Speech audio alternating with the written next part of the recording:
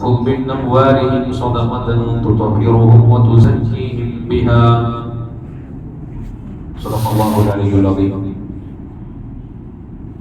ഏറെ ബഹുമാനമുള്ള മുഅ്മിനീങ്ങളെ,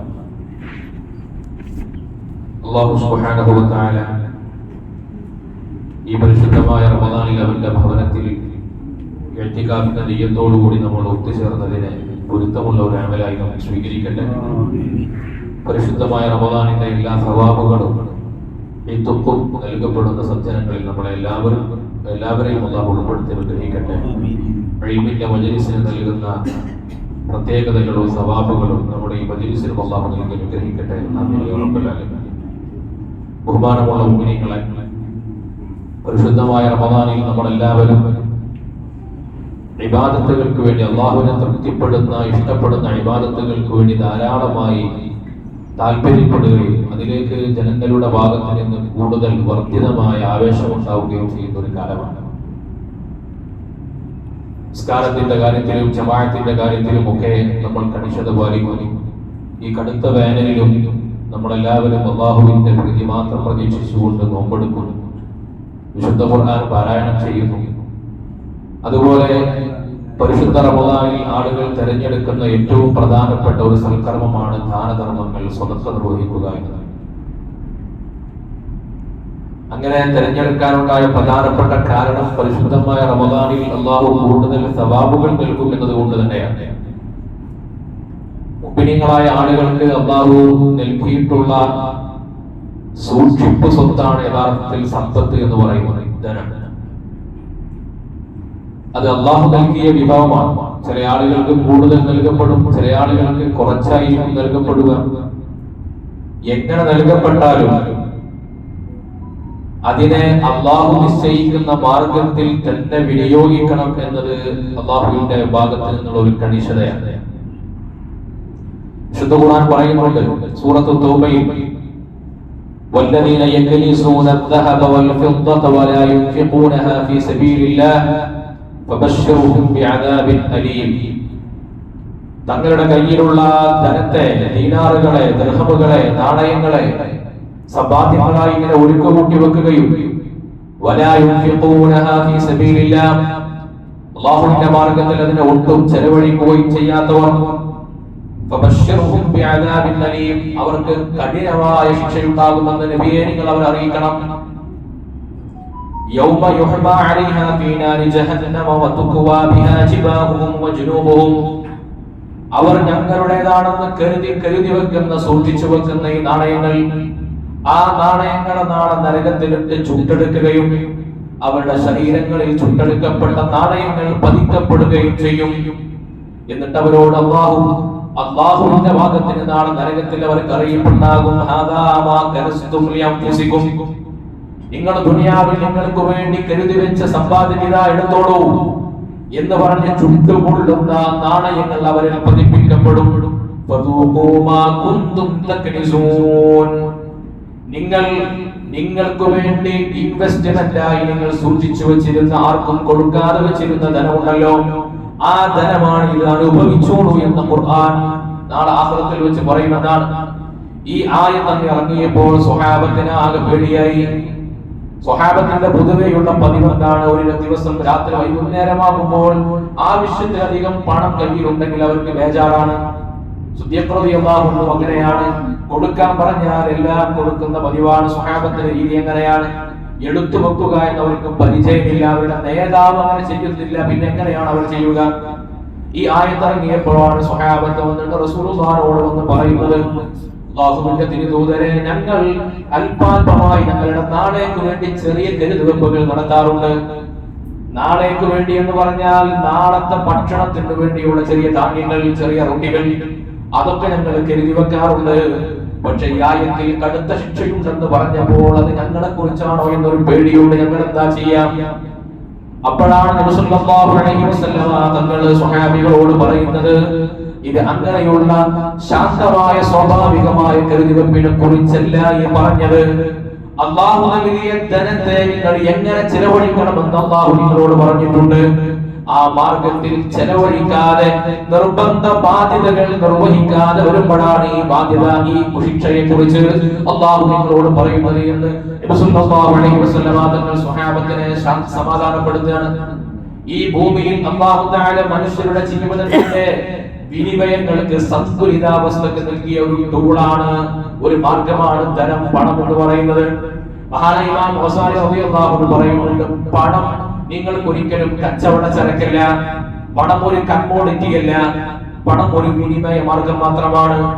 ആധുനിക ലോകം എന്തുകൊണ്ടാണ് ശാസ്ത്രം ഇത്രമേൽ വികസിച്ച് സമ്പദ് വ്യവസ്ഥകൾ ഇത്രമേൽ വർദ്ധിച്ചു കൊണ്ടിരിക്കുന്ന കാലത്ത് നിരന്തരമായി സാമ്പത്തികമായ ശാസ്ത്രം നിരന്തരമായി ഉൽപ്പാദിപ്പിക്കപ്പെടുകയും വികസിക്കുകയും ചെയ്യുന്ന കാലഘട്ടത്തിലും മനുഷ്യന്റെ സാമ്പത്തിക പ്രശ്നങ്ങൾ കൂടുതൽ പരിതസ്ഥിതിയിലാവുകയാണ്. എത്ര തിയറികളാണ് മാറി മാറി വന്നത്, ഒരുപാട് തിയറികൾ മാറി വന്നു.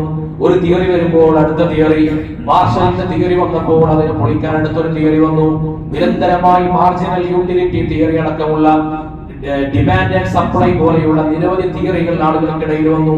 ആ തിയറികളൊക്കെ പരിഹാരമുണ്ടാക്കിയത് ഒരൊറ്റ കാര്യത്തിനാണ് പരിഹാരമുണ്ടാക്കിയത്, സമ്പന്നന്റെ സമ്പത്ത് എങ്ങനെ വർദ്ധിപ്പിക്കാം എന്നത് മാത്രമാണ്. കൺവെൻഷണൽ എക്കണോമിക് സിസ്റ്റം, സാമ്പ്രദായിക സമ്പദ് വ്യവസ്ഥ കൊണ്ട് നാട്ടിലുണ്ടായ മാറ്റം സാധാരണക്കാരന്റെയോ ലോക ജനങ്ങളുടെ പ്രശ്നങ്ങൾ പരിഹരിക്കാൻ നിലവിലെ സമ്പദ് വ്യവസ്ഥയ്ക്ക് സാധ്യമായില്ല. അതിന്റെ ഒന്നാമത്തെ കാരണം എന്താണ്? പണത്തെ ഉപഭോഗ വസ്തുവായി കണക്കാക്കിയതുകൊണ്ടാണ്. പണം ഒരു കച്ചവട ചരക്കല്ല. പണം കൊടുത്ത് പണം ഉൽപ്പാദിപ്പിക്കപ്പെടുക, അധ്വാനമില്ലാതെ പണം കൊണ്ട് പണം ഉൽപ്പാദിക്കപ്പെടുന്ന രീതിയെ പരിശുദ്ധ ഇസ്ലാം നിരുത്സാഹപ്പെടുത്തി. അധ്വാനമില്ലാതെ പണം കൊണ്ട് പണം ഉൽപ്പാദിക്കപ്പെടുന്ന രീതിയാണ് പലിശ. നിങ്ങളുടെ ഓരോരുത്തരുടെയും കയ്യിലുള്ള പണം കൊണ്ട് കൂടുതൽ പണം ഉൽപ്പാദിപ്പിക്കാൻ നിങ്ങൾക്ക് കഴിയുമെന്ന് നിങ്ങളെ കുറിച്ച് ആളുകൾ ഇങ്ങനെ പറഞ്ഞുകൊണ്ടിരിക്കുമ്പോൾ പണം കയ്യിൽ സൂക്ഷിക്കാനേ തോന്നുകയുള്ളൂ, ചെലവഴിക്കാൻ തോന്നില്ല. ഇതിൽ ബാങ്കിൽ അക്കൗണ്ട് ഇല്ലാത്ത ആളുകൾ കുറവായിരിക്കുമല്ലോ.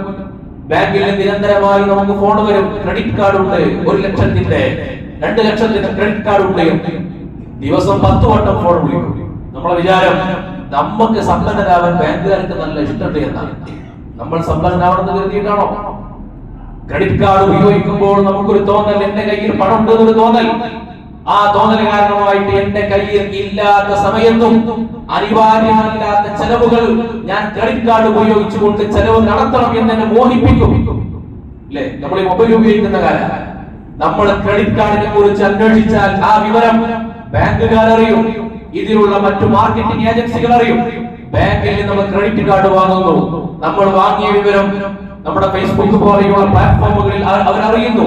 നിങ്ങൾക്ക് മുമ്പിൽ ഓഫറുകൾ ഇങ്ങനെ വലിച്ചിട്ട് നൽകുന്നു. ആ ഓഫറുകൾ അടുത്ത മാസം കാശ് കൊടുത്താൽ മതിയല്ലോ എന്ന് കരുതി നമ്മൾ പണം വാങ്ങുന്നു. പണം തിരിച്ചടക്കാൻ കഴിയാതെ വന്നാൽ 43% വരെ പലിശ ഈടാക്കുന്നു. കൊടുംവഞ്ചന, മനുഷ്യന്റെ കഴുത്തിൽ കത്തിവെക്കുന്ന പണിയാണ് ചെയ്യുന്നത്. പണം കൊണ്ട് പണത്തെ ഉൽപ്പാദിപ്പിച്ച് ദരിദ്രന്മാരെ വീണ്ടും ദരിദ്രരാക്കുകയും പണക്കാരെ വീണ്ടും സമ്പന്നരാക്കുകയും ചെയ്യുന്ന ഒരു വിചിത്രമായ പ്രതിഭാസമാണ് നമ്മുടെ നാട്ടിൽ മനുഷ്യരുണ്ടാക്കിയ നിയമങ്ങൾ. ആ നിയമങ്ങൾക്ക് ഒരിക്കലും മനുഷ്യരുടെ പ്രശ്നങ്ങൾ പരിഹരിക്കാൻ കഴിയാത്തതുകൊണ്ടാണ് അല്ലാഹുവിന്റെ ശരീഅത്ത് ഹിഫ്ദുൽ മാൽ എന്നൊരു നിയമം ഉണ്ടാക്കിയത്. ധനസംരക്ഷണം, ആ ധനം സംരക്ഷിക്കപ്പെടണമെങ്കിൽ ധനത്തിന്റെ വിനിയോഗങ്ങൾ, വിനിമയങ്ങൾ സുതാര്യമായി നടക്കണം, സന്തുലിതമായി നടക്കണം. അതുകൊണ്ടാണ് അല്ലാഹു സുബ്ഹാനഹു വ തആല ഈ ഭൂമിയിലെ ധനികരായ ആളുകൾക്ക് ധാരാളം ബാധ്യതകൾ നൽകി. സാമ്പത്തിക ബാധ്യതകൾ, ഏറ്റവും പ്രധാനപ്പെട്ട ബാധ്യതകൾ എന്താണ്? ധനികന്റെ ബാധ്യതകൾ സകാത്ത് കൊടുക്കൽ മാത്രമല്ല ബാധ്യത. ഒരു നാട്ടിൽ ഒരാൾക്ക് കഷ്ടപ്പെടുന്നവരുണ്ടെങ്കിൽ, രോഗിയുണ്ടെങ്കിൽ, വീടില്ലാത്തവരുണ്ടെങ്കിൽ അവന് വീട് വെച്ചു കൊടുക്കൽ ധനികന്റെ ബാധ്യതയാണ്. അത് ഒരാളെ ഉള്ളൂ ധനികനായിട്ടെങ്കിൽ അവന്റെ ഫർദ് ഐനായ ബാധ്യതയാണെന്ന് പണ്ഡിതന്മാർ രേഖപ്പെടുത്തി. അവന്റെ ഫർദ് ഐനായ ബാധ്യതയാണ്. ഒരുപാട് ധനികരുണ്ടെങ്കിൽ അവർക്ക് ഫർദ് കിഫായ ഉള്ള ബാധ്യതയാണ്. അതൊരു ഫർദ് കിഫായയാണ്. അപ്പൊ ആളുകളുടെ പ്രശ്നങ്ങൾ സമൂഹത്തിൽ ധനികർക്ക് അല്ലാഹു ധനം നൽകിയിട്ട് അല്ലാഹുവിന്റെ ശരീഅത്ത് അവനോട് പറയുന്നു, നാട്ടിലെ മസ്ലഹത്തുകൾ നടപ്പിലാക്കേണ്ടി വരും. ഒരു പക്ഷേ ഗവൺമെന്റ് വ്യവസ്ഥയില്ലാത്ത സ്ഥലമാണെങ്കിൽ അവിടെ റോഡ് ഉണ്ടാക്കൽ, അവിടെ ആശുപത്രി ഉണ്ടാക്കൽ, അവിടെ പഠന കേന്ദ്രങ്ങൾ ഉണ്ടാക്കൽ, അവിടെ രോഗികളെ ശുശ്രൂഷിക്കൽ, അവിടെ നിരാലംബരായ ആളുകളെ സഹായിക്കൽ, അവിടെ അനാഥകളെ സംരക്ഷിക്കൽ, അവിടെ പ്രായം ചെന്ന ആളുകൾക്ക് സംരക്ഷണം കൊടുക്കൽ. അല്ലാഹുവിന്റെ ദീന് പറയുന്നു ഫഇന്നഹു അലാ മയാമീനിൽ മുഅ്മിനീൻ, അത് മുഅ്മിനീങ്ങളുടെ കൂട്ടത്തിൽ നിന്ന് അല്ലാഹു ധനം ദാനമായി നൽകിയവരുടെ ബാധ്യതയാണ്. അത് എപ്പോഴും ബാധ്യതയാണ്, അതിന് സമയങ്ങളില്ല.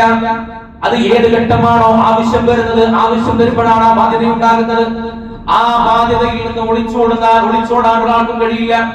ഈ സകാത്തിനെ കുറിച്ചും മറ്റു ബാധ്യതകളെ കുറിച്ചും എങ്ങനെയാണോ അല്ലാഹുവിന്റെ കോടതിയിൽ ചോദിക്കപ്പെടുക, അതുപോലെയാണ് എന്റെ മുമ്പിൽ, എന്റെ പരിസരത്ത്, എന്റെ അയൽപക്കത്ത് ഒരാൾ പട്ടിണി കിടന്ന് മരിച്ചാലും എന്നോടുള്ള ചോദ്യം അത് എന്റെ ഹക്കാണ്. അല്ലാഹ് എനിക്ക് പണം നൽകിയത് എന്റെ കയ്യിൽ സൂക്ഷിച്ചു വെക്കാനല്ല, ആ പണത്തെ അവൻ നിർണയിച്ചിട്ടുള്ള വഴികളിലൂടെ ചെലവഴിക്കാനാണ്. അതുകൊണ്ടാണ് അല്ലാഹ് നൽകിയ പണം അത് ചെലവഴിക്കാതിരിക്കുന്നത് അല്ലാഹുവിന്റെ അടുക്കൽ അത് കടുത്ത ധിക്കാരമാണ്. അല്ലെ, നമ്മുടെ ഒരാൾ ഒരു കാര്യം ഏൽപ്പിച്ചു, ഈ പണം കൊണ്ടുപോയിട്ട് ബാങ്കിലിടൂ എന്ന് പറഞ്ഞ് ഏൽപ്പിച്ചു. നമ്മൾ ആ പണം ബാങ്കിലിടാതെ നമ്മൾ പോയിട്ട് എന്തെങ്കിലും സാധനം വാങ്ങിയാൽ അത് ഗുരുതരമായ പാതകമല്ലേ? അല്ലാഹ് നമ്മളെ പണം ഏൽപ്പിക്കുന്നത് നീ എന്റെ പ്രതിനിധിയായി ഭൂമിയിൽ ചെലവഴിക്കേണ്ടവനാണ്. അത് ചെലവഴിക്കാതിരുന്നാൽ അല്ലാഹുവിന്റെ പരിശുദ്ധ ഖുർആൻ അവരോട് പറയുന്നത് കടുത്ത ശിക്ഷ ഉണ്ടാകുമെന്നാണ്. ആ കൂട്ടത്തിലെ ഏറ്റവും പ്രധാനപ്പെട്ട ഒരു ഇബാദത്താണ് സകാത്ത്. സകാത്ത് നമ്മുടെ പരിശുദ്ധ ദീനിലെ പഞ്ചസ്തംഭങ്ങളിൽപ്പെട്ട ഏറ്റവും പ്രധാനപ്പെട്ട ഒരു ഇബാദത്താണ്. പരിശുദ്ധ ദീനിന്റെ ഇബാദത്തുകൾക്ക് ഒരു പ്രത്യേകതയുണ്ട്. എല്ലാ ഇബാദത്തുകൾക്കും അതിന്റെ ലക്ഷ്യങ്ങളെ കുറിച്ച് ഖുർആൻ പറഞ്ഞിട്ടുണ്ട്. അതിൽ സകാത്തിനെ കുറിച്ച് പറയുന്നിടത്ത് സൂറത്തു തൗബയിലൂടെ അല്ലാഹു പറയുന്നത് ഖുദ് മിൻ അംവാലിഹിം സ്വദഖ, നബിയെ അവരുടെ സമ്പത്തിൽ നിന്ന് നിങ്ങൾ സകാത്തിനെ എടുക്കണം. എന്തിനാണെന്ന്? തുതഹിറുഹും വതുസക്കിഹിം ബിഹാ, അവരുടെ സമ്പത്തിനെ ശുദ്ധീകരിക്കാൻ വേണ്ടിയാണ്. അവരുടെ സമ്പത്തിനെ ശുദ്ധീകരിക്കാൻ വേണ്ടിയാണ്, സംസ്കരിച്ചെടുക്കാൻ വേണ്ടിയാണ്. അപ്പോൾ സക്കാത്ത് കൊടുക്കുക എന്നത് അത് ധനികന്റെ ആവശ്യമാണ്. അത് സക്കാത്ത് വാങ്ങൽ ദരിദ്രന്റെ ആവശ്യമല്ല, അവകാശമാണ്. സക്കാത്ത് കൊടുക്കൽ ധനികന്റെ ബാധ്യതയാണ്, അത് ആവശ്യമാണ്. സകാത്ത് സ്വീകരിക്കലോ അത് അവന്റെ അവകാശവുമാണ്. അവിടെ നോക്കുമ്പോൾ സ്വീകരിക്കുന്ന ദരിദ്രനാണ് അവിടെ ക്രൈറ്റീരിയയിൽ മുകളിൽ നിൽക്കുന്നത്, സ്ഥാനം കൊണ്ട് മുകളിൽ നിൽക്കുന്നത് അവനാണ്. എന്തുകൊണ്ടാണ്? സകാത്തിനെ കുറിച്ച് അല്ലാഹുവിന്റെ ദീനിന്റെ സങ്കല്പം എന്താണ്? എനിക്ക് കണക്കെത്തിയാൽ സകാത്തിന്റെ മുതൽ എന്റെ 1 ലക്ഷത്തിൽ നിന്ന് 10,000 സകാത്തിന്റെ മുതലാണെങ്കിൽ ഇന്ന് മുതൽ എന്റെ കയ്യിലിരിക്കുന്ന പണത്തിന് എനിക്ക് അവകാശമില്ല. അത് വസഖാണ്. അത് നിനക്ക് അർഹതയില്ലാത്ത സമ്പത്തിന്റെ മാലിന്യമാണ്. അത് എന്റെ കയ്യിൽ ഇരിക്കുന്ന കാലത്തോളം അതൊരു മാലിന്യമാണ്. അങ്ങനെയുള്ള മാലിന്യത്തെ നീക്കൽ എന്റെ ആവശ്യമാണ്, അത് നാട്ടിലെ ദരിദ്രന്റെ ആവശ്യമല്ല. അതുകൊണ്ട് സകാത്തിന്റെ അർഹരെ തേടി നടക്കൽ ധനികന്റെ ബാധ്യതയാണ്. സകാത്തിന്റെ അർഹരെ തേടി നടക്കേണ്ടത് ധനികനാണ്. എനിക്ക് സകാത്ത് തരണമെന്ന് പറഞ്ഞ് തേടേണ്ടത് ഒരിക്കലും ദരിദ്രനല്ല. ദരിദ്രനത് അവകാശമാണ്. ഇസ്ലാമിക ഭരണമുള്ള രാജ്യമാണെങ്കിൽ ആ രാജ്യത്ത് അവർക്ക് കേസ് കൊടുക്കാൻ അധികാരമുണ്ട്. സകാത്ത് വാങ്ങാൻ കൊടുക്കാത്ത ആളുകൾക്കെതിരെ സമരം ചെയ്യാൻ ഇസ്ലാമിൽ അധികാരമുണ്ട്. നബി സല്ലല്ലാഹു അലൈഹി വസല്ലമ തങ്ങൾ ലോകത്തോട് വിട പറഞ്ഞ നേരത്ത് രാഷ്ട്രീയമായി മുസ്ലിമീങ്ങൾ പ്രതിസന്ധിയിൽ നിൽക്കുന്ന സമയത്ത് ഖലീഫ അബൂബക്കർ സിദ്ദീഖ് റളിയല്ലാഹു അൻഹു നടത്തിയ യുദ്ധം നടത്തിയ സകാത്ത് കൊടുക്കാത്ത ആളുകൾക്കെതിരെ. ആ സമയത്ത് യുദ്ധം നടത്തൽ ആത്മഹത്യാപരമാണ്. നേതാവ് നഷ്ടപ്പെട്ട നേരമാണ്. മുഹമ്മദ് നബി ഇല്ലാത്ത നേരമാണ്. അതിങ്ങനെ പതുക്കെ പരിഹരിച്ചു വരുന്നേ ഉള്ളൂ. ആ സമയത്ത് ഒരു യുദ്ധം നടത്തൽ, അതും മുസ്ലിമീങ്ങൾക്കിടയിൽ യുദ്ധം നടത്തൽ കണ്ടോ. നേതാവ് പോയപ്പോൾ അവർ തമ്മിലടി തുടങ്ങി എന്ന് ആളുകൾ പറയാൻ സാധ്യതയുള്ള സമയമാണ്. പലരും പറഞ്ഞു യുദ്ധം ചെയ്യണ്ട എന്ന്. പക്ഷേ ഖലീഫ അബൂബക്കർ റളിയല്ലാഹു അൻഹു പറയുന്നു, ഇത് അല്ലാഹു ഏൽപ്പിച്ച ഉത്തരവാദിത്തമാണ്. അത് നിങ്ങളാരും എന്റെ കൂടെ ഇല്ലെങ്കിലും അബൂ ഖുഹാഫയുടെ മകൻ ഞാൻ വാളെടുത്തുകൊണ്ട് യുദ്ധത്തിനിറങ്ങുമെന്ന് പ്രഖ്യാപിച്ച് യുദ്ധം ചെയ്ത കാര്യമാണ്. സകാത്ത് തടഞ്ഞു വെച്ച ആളുകൾക്കെതിരെ അതൊരു ഇസ്ലാമിക ഭരണകൂടമുള്ള സ്ഥലത്ത് അത് നടക്കുന്ന കാര്യമാണ്. അതുകൊണ്ട് ആദ്യമായി നമ്മൾ വിലയിരുത്തേണ്ടത്, മനസ്സിലാക്കേണ്ടത്, സകാത്തിൽ ഒന്നാമത്തെ ബാധ്യതയും ഉത്തരവാദിത്തവും അത് സകാത്ത് കൊടുക്കാൻ ബാധ്യതപ്പെട്ട ആളുകൾക്കാണ്. അവരാണ് തെരഞ്ഞു പോവേണ്ടത്. അവകാശികൾ എവിടെ എന്ന് ചോദിച്ചിട്ട് അത് പരിശുദ്ധ ദീൻ അങ്ങനെ കണക്കാക്കിയത് എന്തിനാണ്? ഒരു നാട്ടിൽ അല്ലാഹു തആല 1000 മനുഷ്യരെയാണ് പടച്ചത് എന്ന് വെക്കുക. 1000 മനുഷ്യർക്കും സമ്പത്തിൽ വിനിമയം നടത്താൻ കഴിയില്ല, അറിയില്ല. എല്ലാവർക്കും അറിയില്ലല്ലോ. അപ്പൊ കഴിയുന്ന അല്ലാഹു അതിന് ഭാഗ്യം നൽകിയ കുറച്ച് ആൾക്കാരുണ്ടാവും. അവരിങ്ങനെ സമ്പാദിക്കുന്നു. അതിൽ നിന്നൊരു വിഹിതം കൃത്യമായ ഇടവേളകളിൽ ആളുകളിലേക്ക് കൈമാറ്റം ചെയ്യപ്പെടുന്നു. എന്തൊരു മനോഹരമായ പ്രക്രിയയാണിത്. ഇത് അല്ലാഹു നിർവഹിച്ച ഒരു സംവിധാനമാണ്. ഈ സംവിധാനം ഭൂമിയിൽ ഇല്ലാതിരുന്നാൽ എന്താ സംഭവിക്കുക?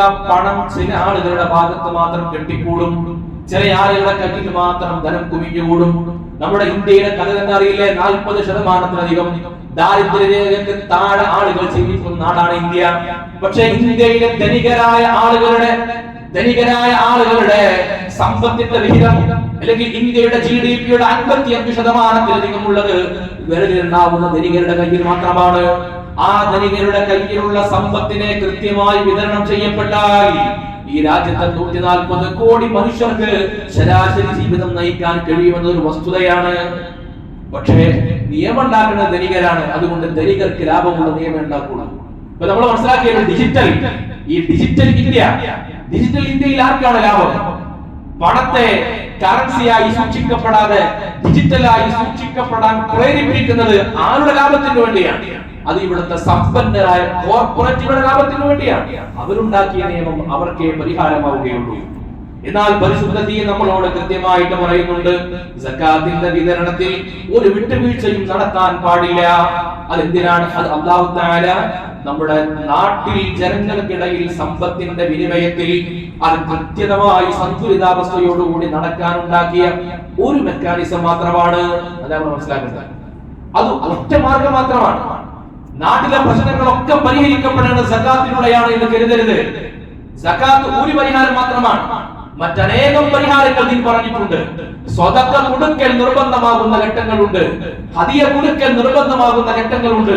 ഞാൻ നേരത്തെ പറഞ്ഞതുപോലെ സക്കാത്ത് ഒരു മെക്കാനിസം മാത്രമാണ്. ആ സക്കാത്തിനെ കുറിച്ച്, സക്കാത്തിന്റെ നിയമങ്ങൾ നമ്മൾ ഇങ്ങനെ പറഞ്ഞു നോക്കിയാൽ, അതിനൊരു പ്രത്യേകതയുണ്ട്. അത് നമുക്ക് ഇഷ്ടമുള്ളപ്പോൾ കൊടുക്കേണ്ട ഒന്നല്ല, അള്ളാഹു പറയുന്ന വ്യവസ്ഥിതി പോലെ ചെയ്യേണ്ട ഒന്നാണ്. ഏതുപോലെ? ഇപ്പൊ നമ്മൾ ഹജ്ജിന് എല്ലാവരും പോകാറുണ്ട്. അപ്പൊ ഹജ്ജ് നമുക്ക് ഇഷ്ടമുള്ളപ്പോൾ ചെയ്യേണ്ട ഒന്നല്ല. അറഫയിൽ നിൽക്കുക എന്നത് ഹജ്ജിന്റെ ഏറ്റവും പ്രധാനപ്പെട്ട ഒരു കർമ്മമാണ്. അറഫ ഇന്നും അവിടെ ഉണ്ട്. അപ്പൊ കൊല്ലത്തിലൊരിക്കൽ നമുക്ക് സൗകര്യം നേരത്തെ അറഫയിൽ പോയി പോലെ അതേ സ്ഥലം ചിലപ്പോ ഹജ്ജിന്റെ നേരത്ത് പോകുന്നതിനേക്കാൾ അവിടെ പ്രയാസം ഉണ്ടാവും. ഇപ്പൊ പോവാനോ ഒരു വെള്ളം ഉണ്ടാവില്ല, ഒരു ടെന്റ് ഉണ്ടാവില്ല, ഒന്നും ഉണ്ടാവില്ല. ഹജ്ജിന്റെ നേരത്ത് പോയാൽ AC ഉള്ള ടെന്റ് ഉണ്ടാവില്ല. അപ്പൊ ഹജ്ജില്ലാത്ത നേരത്ത് ഞാൻ അറഫയിൽ പോയി പോലെ ഞാൻ അവിടെ 2 ദിവസം അവിടെ പോയി നിൽക്കട്ടെ എന്ന് കരുതിയത് കൊണ്ട് കാര്യമുണ്ടാവും.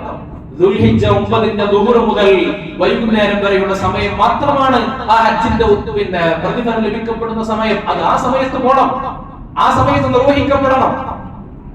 ഇതുപോലെയാണ് പരിശുദ്ധ ദീനിന്റെ എല്ലാ നിയമങ്ങളും. പരിശുദ്ധമായ നിസ്കാരമാണെങ്കിൽ എപ്പോ നിസ്കരിക്കണം, എങ്ങനെ നിസ്കരിക്കണം, എവിടെ വെച്ച് നിസ്കരിക്കണം, നിയമങ്ങളുണ്ട്.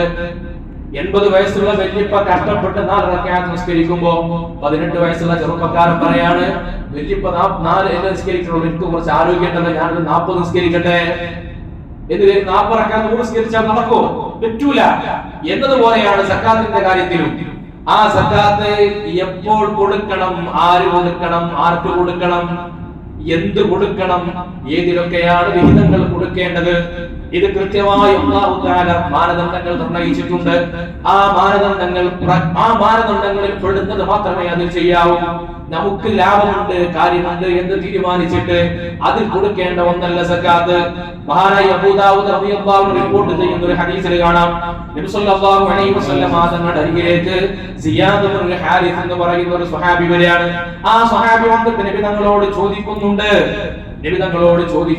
അഅ്തുനി മിനസ് സ്വദഖ, കുറച്ച് സക്കാത്ത് വേണം, എനിക്ക് കുറച്ച് സക്കാത്ത് വേണം, എനിക്ക് കുറച്ച് ആവശ്യങ്ങളുണ്ട്, പണത്തിന്റെ കാര്യം കൊണ്ട് സക്കാത്ത് വേണം. അപ്പൊ റസൂലുള്ളാഹി തങ്ങൾ പറയുന്ന മറുപടി എന്താണ്? ഇന്നല്ലാഹ തആല ലം യർദ ബിഹുക്മി നബിയ്യിൻ വലാ ഗൈരിഹി ബിസ്സദഖാത്ത്. സക്കാത്ത് എങ്ങനെ കൊടുക്കണമെന്ന കാര്യത്തിൽ അഭിപ്രായം പറയാൻ, തീരുമാനം പറയാൻ ആർക്ക് എപ്പോ എങ്ങനെ കൊടുക്കണമെന്ന കാര്യത്തിൽ സക്കാത്തിന്റെ കാര്യത്തിൽ തീരുമാനം പറയാൻ ഒരു നബിക്കും അവകാശമില്ല. വലാ ഗൈരിഹി, നബിയല്ലാത്ത ആളുകൾക്കും അവകാശമില്ല. ഹത്താ ഹകമ ഫീഹാ, അല്ലാഹു തീരുമാനം നൽകിയിട്ടുണ്ട്. ഫജസ്സഅഹാ തമാനിയത അജ്സാ, അതിൽ അല്ലാഹു ഒരു തീരുമാനമുണ്ട്, 8 വിഭാഗക്കാരിലേക്ക് നിർണയിച്ചിട്ടുണ്ട്. ഫൈൻ കുന്ത മിൻ തിൽക്കൽ അജ്സാ, നീ ആ കൂട്ടത്തിൽ പെട്ടവനാണെങ്കിൽ നിനക്ക് നൽകപ്പെടുക തന്നെ ചെയ്യും. അതിൽ എനിക്ക് തോന്നുന്നത് ഇങ്ങനെയാണ് എന്ന് കരുതി അഭിപ്രായം പറയേണ്ട, തീരുമാനമെടുക്കേണ്ട ഒന്നല്ല സക്കാത്ത് എന്ന് പറയുന്നത് ഹബീബുനാ റസൂലുള്ളാഹി. അതുകൊണ്ട് തന്നെയാണ് സക്കാത്തിൽ നബി സല്ലല്ലാഹു അലൈഹി വസല്ലം തങ്ങൾ പറയുന്ന ഒരു ഹദീസ് കാണാം. ഇപ്പൊ സക്കാത്തിന്റെ വിഹിതങ്ങൾ നോക്കിയാൽ ഏതിലൊക്കെയാണ് സക്കാത്ത് കൊടുക്കേണ്ടത്, വളരെ ശാസ്ത്രീയമായി വളരെ സാമൂഹികമായ സുരക്ഷിതത്വം പരിഗണിച്ചുകൊണ്ടുള്ള ഒരു നിയമമാണ് സക്കാത്തിന്റെ കാര്യത്തിൽ അല്ലാഹു തആല നടപ്പിലാക്കിയിട്ടുള്ളത്. എല്ലാ വസ്തുക്കളിലും സക്കാത്ത് ഉണ്ടോ? സക്കാത്ത് എന്ന് പറയുന്നത് ഒരു ധനികനായതിനു ശേഷം നൽകപ്പെടേണ്ട ഒന്നാണ്. ധനികനായതിനു ശേഷം. എപ്പോഴാണ് ധനികനാവുക? എന്റെ കയ്യിൽ എപ്പോഴും ചെറിയ പണം ഉണ്ടാകുമ്പോഴൊക്കെ ധനികനാവോ? ഇല്ല. അതിൽ അല്ലാഹു ഒരു മാനദണ്ഡം നിശ്ചയിച്ചു. എല്ലാ വസ്തുക്കളിലും സക്കാത്ത് ഉണ്ടോ? എനിക്ക് ഒരുപാട് വസ്ത്രങ്ങളുണ്ട്, 10,000 വസ്ത്രം ഞാൻ കൈവശപ്പെടുത്തിയിട്ടുണ്ട്, സക്കാത്തുണ്ടോ? ഇല്ല. എന്റെ കയ്യിൽ ധാരാളം മൊബൈൽ ഫോണുകളുണ്ട്, ലക്ഷങ്ങൾ വില വരുന്ന, സക്കാത്തുണ്ടോ? ഇല്ല. സക്കാത്ത് കണക്കാക്കിയ വസ്തുക്കൾക്ക് പോലും ഒരു പ്രത്യേകതയുണ്ട്. വികസിക്കുന്ന സമ്പത്തിലോ വികസിക്കാൻ സഹായിക്കുന്ന സമ്പത്തിലോ ആണ് അല്ലാഹുവിന്റെ ദീനിൽ സക്കാത്ത് നിർബന്ധമാക്കപ്പെട്ടിട്ടുള്ളത്. വികസിക്കുന്ന സമ്പത്തിലോ വികസിക്കാൻ സഹായിക്കുന്ന സമ്പത്തിലോ ആണ്. ഇപ്പൊ നമ്മൾ നോക്കിയാൽ പ്രധാനമായി അല്ലാഹു സക്കാത്ത് നിശ്ചയിച്ചത് ഒന്ന് ആടുമാട് ഒട്ടകങ്ങളിലാണ്, 2 കൃഷി വസ്തുക്കളിലാണ്, ധാന്യങ്ങളിലും പഴങ്ങളിലുമാണ്, 3ാമത്തത് നാണയങ്ങളിലാണ്, 4ാമത്തത് കച്ചവടത്തിലാണ്. ഇതിൽ പണമായി സ്വയം വികസിക്കുന്ന വസ്തുക്കളാണ് ആടുമാട് ഒട്ടകങ്ങൾ. അതിങ്ങനെ പെറ്റുപെരുകും. അത് പെറ്റുപെരുകിയാൽ അതിന്റെ പാലെടുത്ത് അതിന്റെ മറ്റു വസ്തുക്കളെടുത്ത് സമ്പന്നനാവാനുള്ള സാധ്യതയുണ്ട്. സ്വയം വികസിക്കുന്ന വസ്തുക്കളാണ്, അതിൽ സക്കാത്തുണ്ട്. പിന്നെ കൃഷിയുടെ വസ്തുക്കളാണെങ്കിലും അങ്ങനെ തന്നെയാണ്, അത് പ്രത്യക്ഷ സക്കാത്താണ്. ഈ 2 ആടുമാട് ഒട്ടകങ്ങളുടെയും കൃഷിയുടെയും സക്കാത്തിനെ കുറിച്ച് പ്രത്യക്ഷ സക്കാത്ത് എന്നാണ് പറയാം. കാരണം ഇത് എത്ര ഉണ്ട് എന്ന് നാട്ടുകാർക്കറിയാം. ഒരാളുടെ കയ്യിൽ എത്ര ആടുണ്ട്, എത്ര കൃഷിഭൂമിയുണ്ട്, ആളുകൾക്കറിയാം എത്രയാണ് അതിന്റെ വിളവ്. അത് പ്രത്യക്ഷമായ സക്കാത്താണ്. എന്നാൽ നാണയം അത് സ്വയം വികസിക്കുന്ന ഒന്നല്ല. നാണയം അതുകൊണ്ട് ഉപകാരപ്പെടുന്ന ഒന്നുമല്ല. നാണയം ഉണ്ടായി, കറൻസി ഉണ്ടായതുകൊണ്ട് നമുക്ക് ഡ്രസ് എടുക്കാൻ, പിന്നെ ഡ്രസ്സാക്കി ഉപയോഗിക്കാനോ പേപ്പറാക്കി ഉപയോഗിക്കാനോ കഴിയില്ല. പക്ഷെ അതുകൊണ്ട് നമുക്ക് നേട്ടങ്ങൾ ഉണ്ടാക്കുവാനും വികസിപ്പിക്കുവാനും കഴിയുന്ന വസ്തുക്കളാണ്. അപ്പൊ ഇങ്ങനെ അല്ലാഹു തആല സക്കാത്ത് നിശ്ചയിച്ചിട്ടുള്ള വസ്തുക്കൾ നോക്കിയാൽ കച്ചവടത്തിന്റെ കാര്യമാണെങ്കിലും അതും മനുഷ്യൻ ധനികൻ എന്ന് പറയുന്ന ഒരു കാറ്റഗറിയിലേക്ക് ആളുകളെ ഉയർത്തുന്ന ഒരു സംഗതിയാണ്.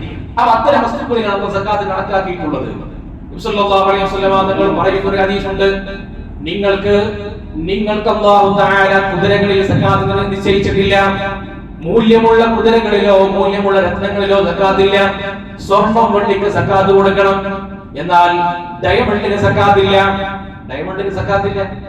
സ്വർണം വെള്ളിക്ക് സക്കാത്ത് കൊടുക്കും. സ്വർണം വെള്ളിയേക്കാൾ മൂല്യമുള്ള ഒന്നല്ലേ ഡയമണ്ട്. പക്ഷെ സ്വർണം വെള്ളിക്ക് സക്കാത്തുള്ളൂ. ഇപ്പൊ കച്ചവട വസ്തു, പിന്നെ നമ്മുടെ ഈ കൃഷിഭൂമിയാണെങ്കിൽ എല്ലാത്തരം കൃഷികൾക്കും സക്കാത്തില്ല. ധാന്യങ്ങൾക്കും നിർണിതമായ പഴവർഗ്ഗങ്ങൾക്കുമാണ് സക്കാത്തുള്ളത്. എല്ലാ കൃഷികൾക്കും സക്കാത്തില്ല. തേങ്ങക്ക് സക്കാത്തില്ല, അടക്കക്ക് സക്കാത്തില്ല. അതെന്താ? അല്ലാഹു തആല അല്ലാഹുവിന്റെ നിയമങ്ങളെ കുറിച്ച് നബി സല്ലല്ലാഹു അലൈഹി വസല്ലം തങ്ങൾ പറഞ്ഞ ഒരു ഹദീസ് വളരെ പ്രധാനമാണ്. അല്ലാഹു നിങ്ങൾക്ക് ചില കാര്യങ്ങൾ നിങ്ങൾക്ക് ഹലാലാക്കിയിട്ടുണ്ട്. ചിലത് പടച്ചോന് ചെയ്യണം എന്ന് പറഞ്ഞു, ചിലത് ചെയ്യണ്ട എന്ന് പറഞ്ഞു. ചില കാര്യങ്ങളിൽ അല്ലാഹു സക്കത്ത ഒന്നും പറഞ്ഞിട്ടില്ല. ആ ഒന്നും പറയാത്ത കാര്യങ്ങൾ അത് നിങ്ങൾക്ക് അഫ്വാണ്, അല്ലാഹു വിട്ടു നൽകിയതാണ്. നിങ്ങളുടെ റബ്ബ് മറന്നു പോകുന്നയാളല്ല, നിങ്ങൾക്ക് മാപ്പാക്കി നൽകിയതാണ്. അപ്പൊ അതുകൊണ്ട് അതിനിങ്ങനെ വീണ്ടും വീണ്ടും ചോദിക്കരുത് എന്ന് ഹബീബുനാ റസൂലുള്ളാഹി. അപ്പൊ അതിലൊക്കെ അല്ലാഹു തആല ഒരു ഹിക്മത്തുണ്ട്. ആ ഹിക്മത്ത് അനുസരിച്ചാണ് ഇത് കണക്കാക്കിയിട്ടുള്ളത്. മാത്രവുമല്ല, ഈ വസ്തുക്കളുടെ പ്രത്യേകത എന്ന് പറഞ്ഞാൽ ധാരാളം ആളുകളിൽ, മനുഷ്യരുടെ കൂട്ടത്തിൽ ധാരാളം ആളുകളിൽ ഉണ്ടാകുന്ന പിന്നെ ഒരു ബാധ്യതയായിട്ട് സക്കാത്ത് വരാൻ സാധ്യതയുള്ളത് ഈ വസ്തുക്കളിലാണ്. ഡയമണ്ട് എന്നൊക്കെ പറഞ്ഞാൽ കുറഞ്ഞ ആളുകളുടെ കയ്യിൽ മാത്രമേ ഉണ്ടാവൂ. ഇപ്പൊ കുതിര എന്നൊക്കെ പറഞ്ഞാൽ കുറഞ്ഞ ആളുകളുടെ കയ്യിൽ മാത്രമേ ഉണ്ടാവൂ. എന്നാൽ ഒട്ടകമാണെങ്കിൽ അത് അറബികളായ ആളുകൾക്ക് എല്ലാവർക്കും ഉപയോഗിക്കപ്പെടുന്ന വസ്തുവാണ്. ആട്, മാട്, ഒട്ടകങ്ങൾ, കച്ചവടം, സ്വർണ്ണ നാണയം എന്ന് പറഞ്ഞാൽ ആ നാണയത്തിന് പ്രത്യേകതയുണ്ട്. അത് ആളുകൾ വിനിമയത്തിന് ഉപയോഗിക്കുന്ന വസ്തുവാണ്, വിനിമയത്തിന് വേണ്ടി ഉപയോഗിക്കുന്നത്. ആ സ്ഥാനത്താണ് നമ്മൾ ഇന്ന് കറൻസിയെ കൊണ്ടുവച്ചിട്ടുള്ളത്. അത് വിനിമയത്തിന് ഉപയോഗിക്കുന്ന വസ്തുവാണ്. വിനിമയോപാധിയായതുകൊണ്ടാണ് അത് കൂടുതൽ മനുഷ്യരുമായി ബന്ധപ്പെടുന്ന ഒന്നാണ്. അതിലാണ് ശാസ്ത്രീയമായും പ്രായോഗികമായും സക്കാത്ത് നടപ്പിലാവുക. ഇനി നിങ്ങൾ നോക്കൂ, സക്കാത്തിന് എത്ര കൊടുക്കണമെന്ന് പറഞ്ഞ സ്ഥലത്തും പരിശുദ്ധി കൃത്യമായി ശാസ്ത്രീയമായ അല്ലെങ്കിൽ പ്രായോഗികമായ മാർഗങ്ങളെ സംവിധാനിച്ചിട്ടുണ്ട്. സല്ലല്ലാഹു അലൈഹി വസല്ലം തങ്ങൾ പഠിപ്പിക്കുന്നുണ്ട്, ആട്, മാട്, ഒട്ടകങ്ങളിൽ എപ്പോഴാ സക്കാത്ത്? ഒരു ഒട്ടകം ഉണ്ടാകുമ്പോൾ സക്കാത്ത് കൊടുക്കണോ? വേണ്ട. 2 ഒട്ടകം ഉണ്ടെങ്കിൽ വേണോ? വേണ്ട. 5 ഒട്ടകം ഒരാളെ കയ്യിലുണ്ടെങ്കിൽ അയാൾ മുതലാളിയാണ്. അപ്പൊ 5 ഒട്ടകം കയ്യിലുള്ള ആളെ എത്ര കൊടുക്കേണ്ടത്? അവനോട് ഒരു ഒട്ടകം കൊടുക്കണമെന്ന് പറഞ്ഞാൽ അതൊരു കടുപ്പാണ്. 10 ബസ്സുള്ള ഒരാളോട് ഒരു ബസ്സിന് കൊടുക്കണം എന്ന് പറഞ്ഞാൽ അതൊരു പ്രയാസമാണ്. 10 ബസ്സുള്ളവരോട് സൈക്കിൾ കൊടുക്കുന്ന പറഞ്ഞാൽ കുറച്ച് എളുപ്പമുണ്ട്. ആ 5 ഒട്ടകമുള്ള ആളോട് പറഞ്ഞത് എന്താണ്? ഈ ഒരു ആടിനെ കൊടുക്കണമെന്നാണ്. ആടുള്ള ആളാണെങ്കിൽ 10 ആടുണ്ടെങ്കിൽ സക്കാത്തില്ല, 40 ആടുണ്ടെങ്കിലാണ് അയാൾക്ക് സക്കാത്ത് ബാധ്യതയായിട്ട് വരുന്നത്. അപ്പോൾ ആടിനെ കൊടുക്കണം. മാടാണെങ്കിലോ 30 മാടുകളുണ്ടെങ്കിൽ ഒരു കിടാവിനെ കൊടുക്കണം. കണ്ടോ, അതിൽ തന്നെ കൃത്യമായ മാനദണ്ഡം. ഈ ധാന്യങ്ങളുടെ കാര്യത്തിലാണെങ്കിലോ എല്ലായ്പ്പോഴും ഒരേ നിയമങ്ങളല്ല, വ്യത്യസ്തമായ നിയമങ്ങൾ കൊണ്ടുവന്നു. ചിലപ്പോൾ സമ്പത്തിന്റെ 2.5% കൊടുക്കേണ്ടത്, ചിലപ്പോൾ സമ്പത്തിന്റെ 5%, ചിലപ്പോൾ 10%, ചിലപ്പോൾ 20%. എന്തൊരു മനോഹരമായ വ്യവസ്ഥിതിയാണ്. അത് ആളുകൾക്ക് ഏറ്റവും കൂടുതൽ അധ്വാനിച്ചുണ്ടാക്കുന്ന സമ്പത്താണെങ്കിൽ അവിടെ 2.5% കൊടുത്താൽ മതി. 20% കൊടുക്കണം നിധി കിട്ടിയാൽ. നമ്മുടെ രാജ്യത്ത് നിധിക്ക് നിയമമാണ്. പക്ഷെ നിധി കിട്ടിയാൽ അവിടെ 20% സക്കാത്ത് കൊടുക്കണമെന്നാണ്. നിധി കിട്ടിയാൽ ആൾക്കൊരു അധ്വാനമില്ല, അത് 20% സക്കാത്ത് കൊടുക്കണം. മഴ കൊണ്ട് നനഞ്ഞുണ്ടായ വസ്തുക്കളാണെങ്കിൽ കൃഷിയിൽ മഴ കൊണ്ട് ഇങ്ങനെ നനഞ്ഞുണ്ടായി, നനയ്ക്കേണ്ട പണിയൊന്നും ഉണ്ടായിട്ടില്ല, അത് സ്വാഭാവികമായി ഉണ്ടായതാണ്. നനക്കുകയോ ജോലിക്കാരെ ഒന്നും ചെയ്യേണ്ട. അങ്ങനെയുള്ള സ്ഥലത്ത് അങ്ങനെ ഉണ്ടായ കൃഷി ധാന്യങ്ങളിൽ 10% സക്കാത്ത് കൊടുക്കണം. എന്നാൽ ഞാൻ ജോലിക്കാരനെ വെച്ചുകൊണ്ട് കണക്കാക്കിയതാണെങ്കിൽ അവിടെ ചെലവ് കൂടുതലാണ്, അധ്വാനമുണ്ട്. അങ്ങനെ ഉണ്ടാക്കിയ നെല്ലാണെങ്കിൽ അവിടെ എത്ര കൊടുത്താൽ മതി? 5% കൊടുത്താൽ മതി. എന്നാൽ നാണയങ്ങളാണെങ്കിലും കച്ചവടമാണെങ്കിലും ഇതിനേക്കാൾ അധ്വാനമുണ്ട്. അങ്ങനെ അത്തരം ഘട്ടങ്ങളിൽ 2.5% സക്കാത്ത് കൊടുത്താൽ മതി. എന്തൊരു മനോഹരമായ സ്ഥിതിയാണ്. ഇനി കൃഷിയുടെ കാര്യത്തിലാണെങ്കിൽ തന്നെ എത്രയാ കൊടുക്കേണ്ടത്? ഇപ്പൊ നെല്ലായിട്ടും ചിലപ്പോ നെല്ലായുള്ള കണക്ക് വേറെയാണ്, അരിയായി തോട് പൊളിച്ച് അരിയാവുമ്പോഴുള്ള കണക്ക് വേറെയാണ്. അരിയായി കയ്യിലുണ്ടെങ്കിൽ 960 ലിറ്റർ കയ്യിലുണ്ടെങ്കിലാണ് സക്കാത്ത് കൊടുക്കേണ്ടത്. എന്നാൽ നെല്ലാണെങ്കിലോ അത് 1900 ലിറ്റർ ഉണ്ടെങ്കിലാണ് സക്കാത്ത് കൊടുക്കേണ്ടത്. ഇങ്ങനെ കൃത്യമായി ഇതിനെ സംവിധാനിച്ചു. എന്നിട്ട് പരിശുദ്ധ ദീൻ പറയുന്നു, ആർക്കാണ് ഈ സക്കാത്ത് കൊടുക്കേണ്ടത്, എപ്പോഴാണ് കൊടുക്കേണ്ടത് എന്ന് പറയുന്ന ഒരു നിയമമുണ്ട്. നബി സല്ലല്ലാഹു അലൈഹി വസല്ലം തങ്ങൾ പറയുന്നു, ലൈസ ഫീ മാലിൻ സകാത്തുൻ ഹത്താ യഹൂല അലൈഹിൽ ഹൗല. എപ്പോഴാണ് സക്കാത്ത് കൊടുക്കേണ്ടത്? കൊല്ലം തികയുമ്പോഴാണ് സക്കാത്ത് കൊടുക്കേണ്ടത്. അപ്പൊ എന്റെ കയ്യിൽ സക്കാത്തിന് അർഹമായ പണം അല്ലെങ്കിൽ വിഭവങ്ങൾ 1 കൊല്ലം പൂർത്തിയാക്കുമ്പോഴാണ് സക്കാത്ത് കൊടുക്കേണ്ടത്. അവിടെ നിങ്ങൾ നോക്കൂ, എല്ലാ ദിവസവും കൊടുക്കണം എന്ന് പറഞ്ഞാൽ പ്രായോഗികമല്ല. 2 കൊല്ലം കൂടുമ്പോ, 5 കൊല്ലം കൂടുമ്പോ, 10 കൊല്ലം കൂടുമ്പോ കൊടുത്താൽ മതി എന്ന് പറഞ്ഞാലോ പാവപ്പെട്ടവർ കുടുങ്ങിപ്പോകും, സമ്പത്തിന്റെ വിനിമയം നടക്കൂല. അതുകൊണ്ട് തീ പറഞ്ഞു ഓരോ കൊല്ലവും കൊടുക്കണം. ആർക്ക് കൊടുക്കണം എന്ന് പറഞ്ഞിടത്തും അല്ലാഹുവിന്റെ ദീൻ കൃത്യമായി അതിന് വ്യവസ്ഥ വെച്ചു. നമ്മുടെ നാട്ടിൽ ഇന്ന് പണത്തിന് അർഹരായ ആളുകളെ തീരുമാനിക്കുന്നതിന് ഒറ്റ മാനദണ്ഡമേ ഉണ്ടാവൂ. പാവപ്പെട്ടവൻ ദരിദ്രൻ എന്ന ഒറ്റ മാനദണ്ഡമേ ഉണ്ടാവുകയുള്ളൂ. എന്നാൽ അല്ലാഹുവിന്റെ ദീൻ 8 അവകാശികളെ നിർണയിക്കുന്നിടത്ത് ആവശ്യക്കാരായ 8 പേരെ സമൂഹത്തിൽ കൃത്യമായി കണക്കാക്കുകയാണ്. വിശുദ്ധ ഖുർആൻ സൂറത്തുൽ തൗബയിലൂടെ പറയുന്നു, ഇന്നമസ് സ്വദഖാതു ലിൽ ഫുഖറാഇ വൽ മസാകീൻ വൽ ആമിലീന അലൈഹാ വൽ മുഅല്ലഫതി ഖുലൂബുഹും വഫി റിഖാബ് വൽ ഖാരിമീന വഫി സബീലില്ലാഹി വബിനി സബീൽ. 8 ആളുകളിലേക്ക് അല്ലാഹു തആല അവകാശികളെ നിർണയിക്കുന്നത് ഒരു ശാസ്ത്രീയമായ രീതിയാണ്. അല്ലെങ്കിൽ പാവപ്പെട്ടവെന്ന് പറഞ്ഞാൽ അതിന് കൃത്യമായ മാനദണ്ഡം ഉണ്ടാവില്ല. ദീൻ പറയുന്നു, ഒന്ന് ഫഖീറാണ്, ആവശ്യത്തിനുള്ളത് പോലും കിട്ടാത്തവരാണ്. 2 മിസ്കീനാണ്, ആവശ്യത്തിന് കിട്ടുന്നുണ്ട് പക്ഷെ തികയുന്നില്ല. മൂന്നാമത് പറഞ്ഞു, ഇസ്ലാമിക രാജ്യമുള്ള സ്ഥലത്ത് സക്കാത്തിന്റെ ജോലി എടുക്കുന്ന ജോലിക്കാരാണ്. മൂന്നാമത് പുതുവിശ്വാസികളായ ആളുകളാണ്. അവർക്ക് ഇസ്ലാമിലേക്ക് കടന്നു വന്നാൽ അവർക്ക് ഒരു കോൺഫിഡൻസ് ഉണ്ടാക്കി കൊടുക്കണം, അവർക്ക് ഇസ്ലാമിൽ ആത്മവിശ്വാസം പകരണം. എല്ലാം ഉപേക്ഷിച്ചുകൊണ്ട് വന്നവരായിരിക്കും. അവരിങ്ങനെ നാട് മുഴുവൻ നടന്നിട്ട് ഞാൻ പുതുവിശ്വാസിയാണ് എന്ന് പറഞ്ഞ് കത്ത് കൊടുക്കേണ്ട സ്ഥിതി ഉണ്ടാകരുത്. അവർ എവിടെയാണോ ഉള്ളത് ആ പരിസരത്തുള്ള ആളുകൾ, ഒരാൾ പുതുവിശ്വാസിയായി നമുക്കറിയാലോ, ഈ മഹലിൽ ഒരാൾ പുതുവിശ്വാസി ഉണ്ടെങ്കിൽ ഈ മഹല്ലുകാർക്ക് അറിയാം. അപ്പൊ ആ മഹലിലുള്ള പുതുവിശ്വാസിയെ ഒരിക്കലും ദരിദ്രനാകുന്ന അല്ലെങ്കിൽ പ്രയാസപ്പെടുന്ന ഒരവസ്ഥയിൽ പെടുത്താൻ പാടില്ല. അത് ഇസ്ലാം പറയുന്ന നിയമമാണ്. മൂന്നാമത് പറയുന്നു, അടിമകളായ ആളുകൾക്ക്, കടം കൊണ്ട് വരഞ്ഞ ആളുകൾ, കടം കൊണ്ട് ബുദ്ധിമുട്ടിയ ആളുകൾ, ഒരുപക്ഷെ നമ്മുടെ കണ്ണിൽ അവർക്ക് പത്രാസ് ഉണ്ടാവും, ജീവിതം സൗകര്യമാകും. വലിയ കടം കൊണ്ട് കുടുങ്ങിയ ആളുകളാണ്, ഇടത്തരക്കാരായ ഫാമിലിയാണ്. യഥാർത്ഥത്തിൽ ഈ റമദാനൊക്കെ ആയിക്കഴിഞ്ഞാൽ പറ്റേ ദരിദ്രരായ ആളുകൾക്ക് ധാരാളം വിഭവങ്ങൾ കിട്ടും, ധാരാളം കാര്യങ്ങൾ കിട്ടും. അങ്ങനെ കിട്ടിക്കഴിഞ്ഞാൽ റമദാൻ അവസാനമാകുമ്പോഴേക്ക് അവർ കച്ചവടം ചെയ്യലാണ് പതിവ്. എന്നാൽ കഴിഞ്ഞ റമദാനിൽ എനിക്കുണ്ടായ അനുഭവം ഞാൻ പറയാം. എന്റെ പരിചയത്തിലുള്ള ഒരു ഉസ്താദ് എന്നോട് പറഞ്ഞു, കഴിഞ്ഞ റമദാനിൽ അദ്ദേഹത്തിന് ജോലിയില്ല, അദ്ദേഹത്തിന് വീടുണ്ട്, നല്ല സുരക്ഷ, സക്കാത്ത് വാങ്ങാത്ത ആളാണ്. പക്ഷേ റമദാനിന്റെ അവസാനമായപ്പോൾ അദ്ദേഹം പറയാണ്, റമദാൻ 27 കഴിഞ്ഞിട്ടും എന്റെ കയ്യിൽ കുട്ടികൾക്ക് ഡ്രസ്സ് എടുക്കാൻ പൈസ ഇല്ല. 28, 29 ആയപ്പോഴേക്കും ഒരു പ്രിയപ്പെട്ട ഒരാള് ഒരു ഹദിയ നൽകി, അങ്ങനെയാണ് ഡ്രസ്സ് എടുത്തത്. നമ്മൾ കരുതും നമ്മുടെ അടുത്ത അയൽപക്കത്തുള്ള വീടുകളുടെ ഉള്ളിലെ ദയനീയ സ്ഥിതികൾ പലപ്പോഴും നമുക്കറിയില്ല. കടം കൊണ്ട് വരഞ്ഞവർ ധാരാളം ആളുകൾ നമ്മുടെ നാട്ടിലുണ്ട്. സക്കാത്തിന് അർഹരായ ഇടത്തരം ഫാമിലികൾ ധാരാളം നമ്മുടെ നാടുകളിലുണ്ട്. അത് പരിശുദ്ധതയിൽ കൃത്യമായിട്ട് അവരെ എണ്ണി അല്ലാഹുവിന്റെ മാർഗത്തിൽ ശമ്പളം വാങ്ങാതെ യുദ്ധം ചെയ്യുന്ന ആളുകൾ, അല്ലാഹുവിന്റെ മാർഗത്തിലുള്ള യാത്രക്കാർ, യാത്ര മുട്ടിപ്പോയ ആളുകൾ, നടന്ന് ഹജ്ജിന് യാത്ര പോകുന്ന ആളുകളെയൊക്കെ ഗണത്തിലെണ്ണിയിരുന്നു. അപ്പൊ ഇന്ന് പരമാവധി സക്കാത്തിന്റെ അവകാശികൾ എത്ര പേരുണ്ടാവുക? ഒന്ന് ഫഖീർ ഉണ്ടാകും, മിസ്കീൻ ഉണ്ടാകും, കടം കൊണ്ട് വരഞ്ഞ ആളുണ്ടാകും, പൊതുവിശ്വാസികൾ ഉണ്ടാകും, യാത്ര മുട്ടിപ്പോയ അങ്ങനെയുള്ള പ്രയാസപ്പെടുന്ന ആളുകൾ ഉണ്ടാവും. പരമാവധി ഇത്രയും ഉണ്ടാവും. അപ്പൊ ഇവരിലേക്കാണ് സക്കാത്ത് കൊടുക്കേണ്ടത്. ഈ വ്യക്തികളിലേക്കാണ് സക്കാത്ത് കൊടുക്കേണ്ടത്. അത് നമ്മൾ മനസ്സിലാക്കണം. വ്യക്തികളിലേക്കാണ്, ആവശ്യങ്ങളിലേക്കല്ല. ആ വ്യക്തികളിലേക്ക് എത്രയാണ് കൊടുക്കേണ്ടത് എന്നതിന് കൃത്യമായ അല്ലാഹു തആല മാർഗ്ഗങ്ങൾ നിശ്ചയിച്ചിട്ടുണ്ട്.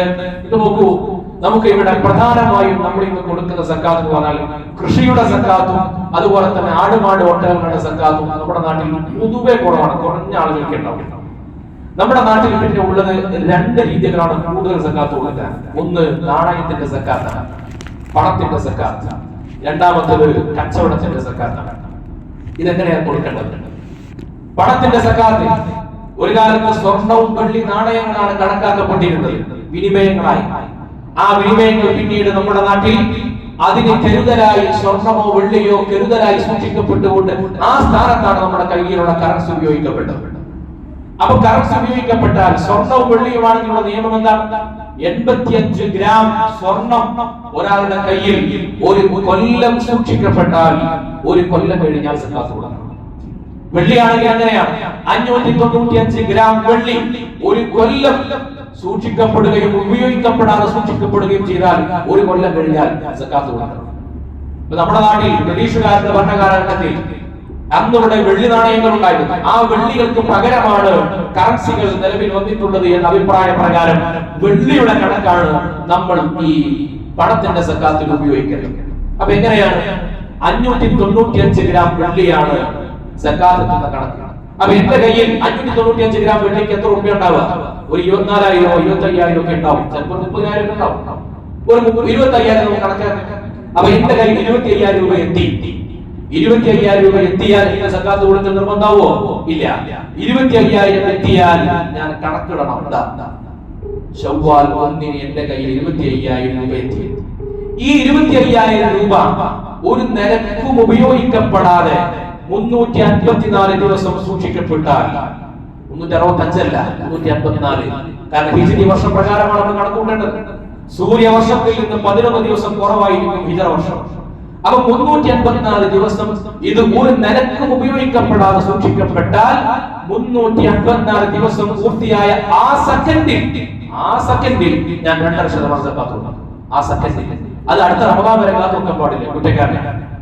എപ്പോഴാണോ സക്കാത്ത് നിർബന്ധമാവുന്നത് അപ്പൊ കൊടുക്കണം. അതിന് മുമ്പ് വേണമെങ്കിൽ കൊടുക്കാം. പക്ഷെ ആ സമയം മുതൽ നിസ്കാരം ഫറദായതുപോലെ ഇയാളുടെ മേൽ ആ സമയം മുതൽ സക്കാത്ത് കൊടുക്കൽ നിർബന്ധത ബാധ്യതയാണ്. അപ്പൊ നമ്മുടെ കയ്യിൽ 25,000 രൂപ ഉണ്ടെങ്കിൽ എനിക്ക് 25,000 രൂപ കിട്ടി. അപ്പൊ ഞാൻ 25,000 കുറച്ചെടുത്തു. അത് കൊല്ലം മുറിഞ്ഞു. 25,000 എന്റെ കയ്യിലുണ്ട്. ഒരു മാസം കഴിഞ്ഞപ്പോൾ ഞാൻ 15,000 രൂപ എടുത്ത് ഞാൻ വേറെ ആവശ്യങ്ങൾ ഉപയോഗിച്ചു. പിന്നെ എനിക്ക് 30,000 വെച്ചു. അപ്പൊ പിന്നെ അന്ന് മുതൽ ആ കൊല്ലം കൂട്ടണം.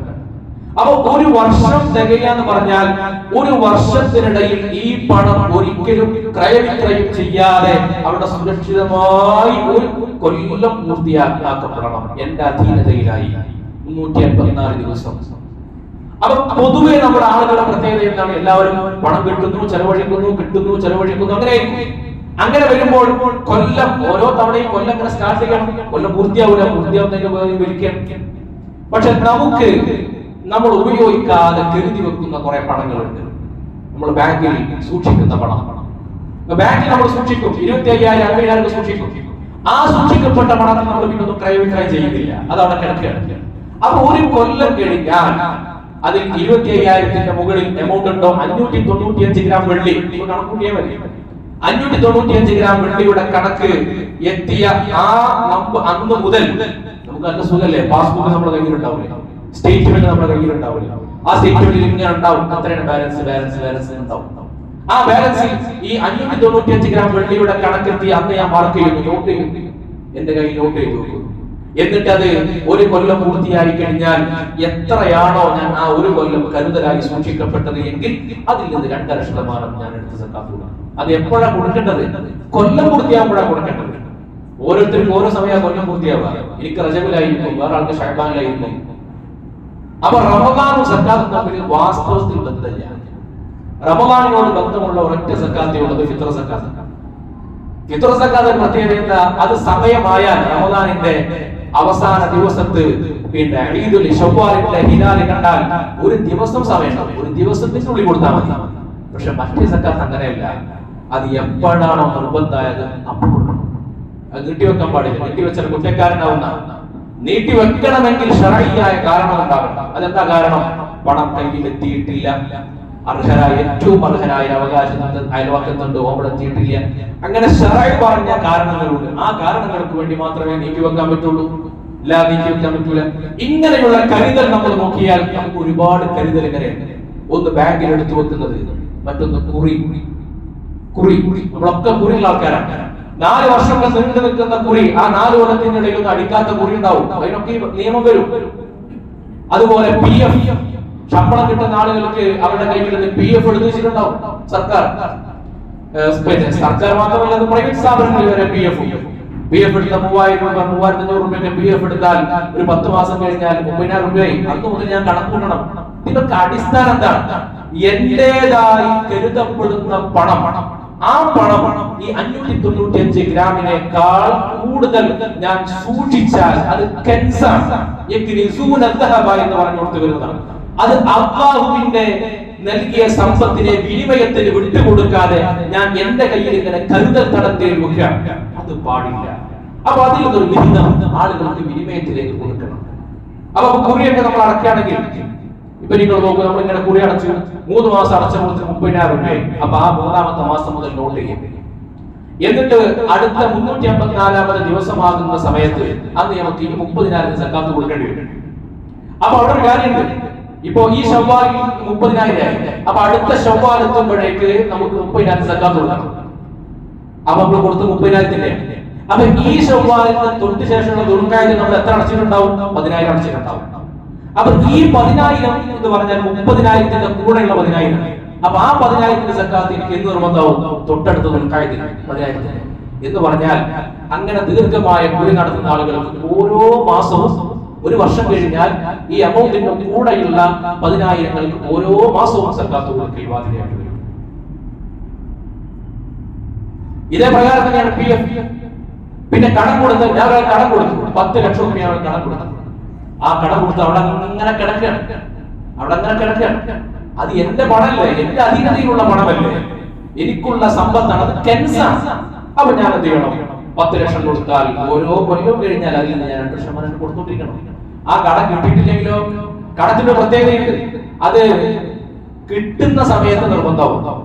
ഇപ്പൊ കിട്ടുന്ന പ്രതീക്ഷ ഇല്ലെങ്കിൽ, അല്ലെങ്കിൽ ഡേറ്റ് ഇതാണ്, അതിന്റെ അവധി എത്തിക്കഴിഞ്ഞാൽ നിർബന്ധമുള്ളൂ, അല്ലെങ്കിൽ അത് കിട്ടിക്കഴിഞ്ഞാൽ കൊടുത്താൽ മതി.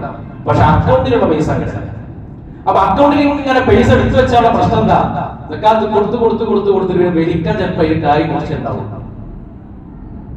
നിങ്ങളൊന്ന് ആലോചിച്ച് നോക്കും, നമ്മുടെ നാട്ടിലുള്ള ആളുകൾ കൃത്യമായി അവനവന്റെ കയ്യിലുള്ള കരുതലുകൾ കൃത്യമായി വിതരണം നടത്തിയാൽ നാട്ടിൽ പാവപ്പെട്ട ആൾക്കാരുണ്ടാവും. അപ്പൊ നമ്മൾ എങ്ങനെയാണ് വിതരണം ചെയ്യേണ്ടത്?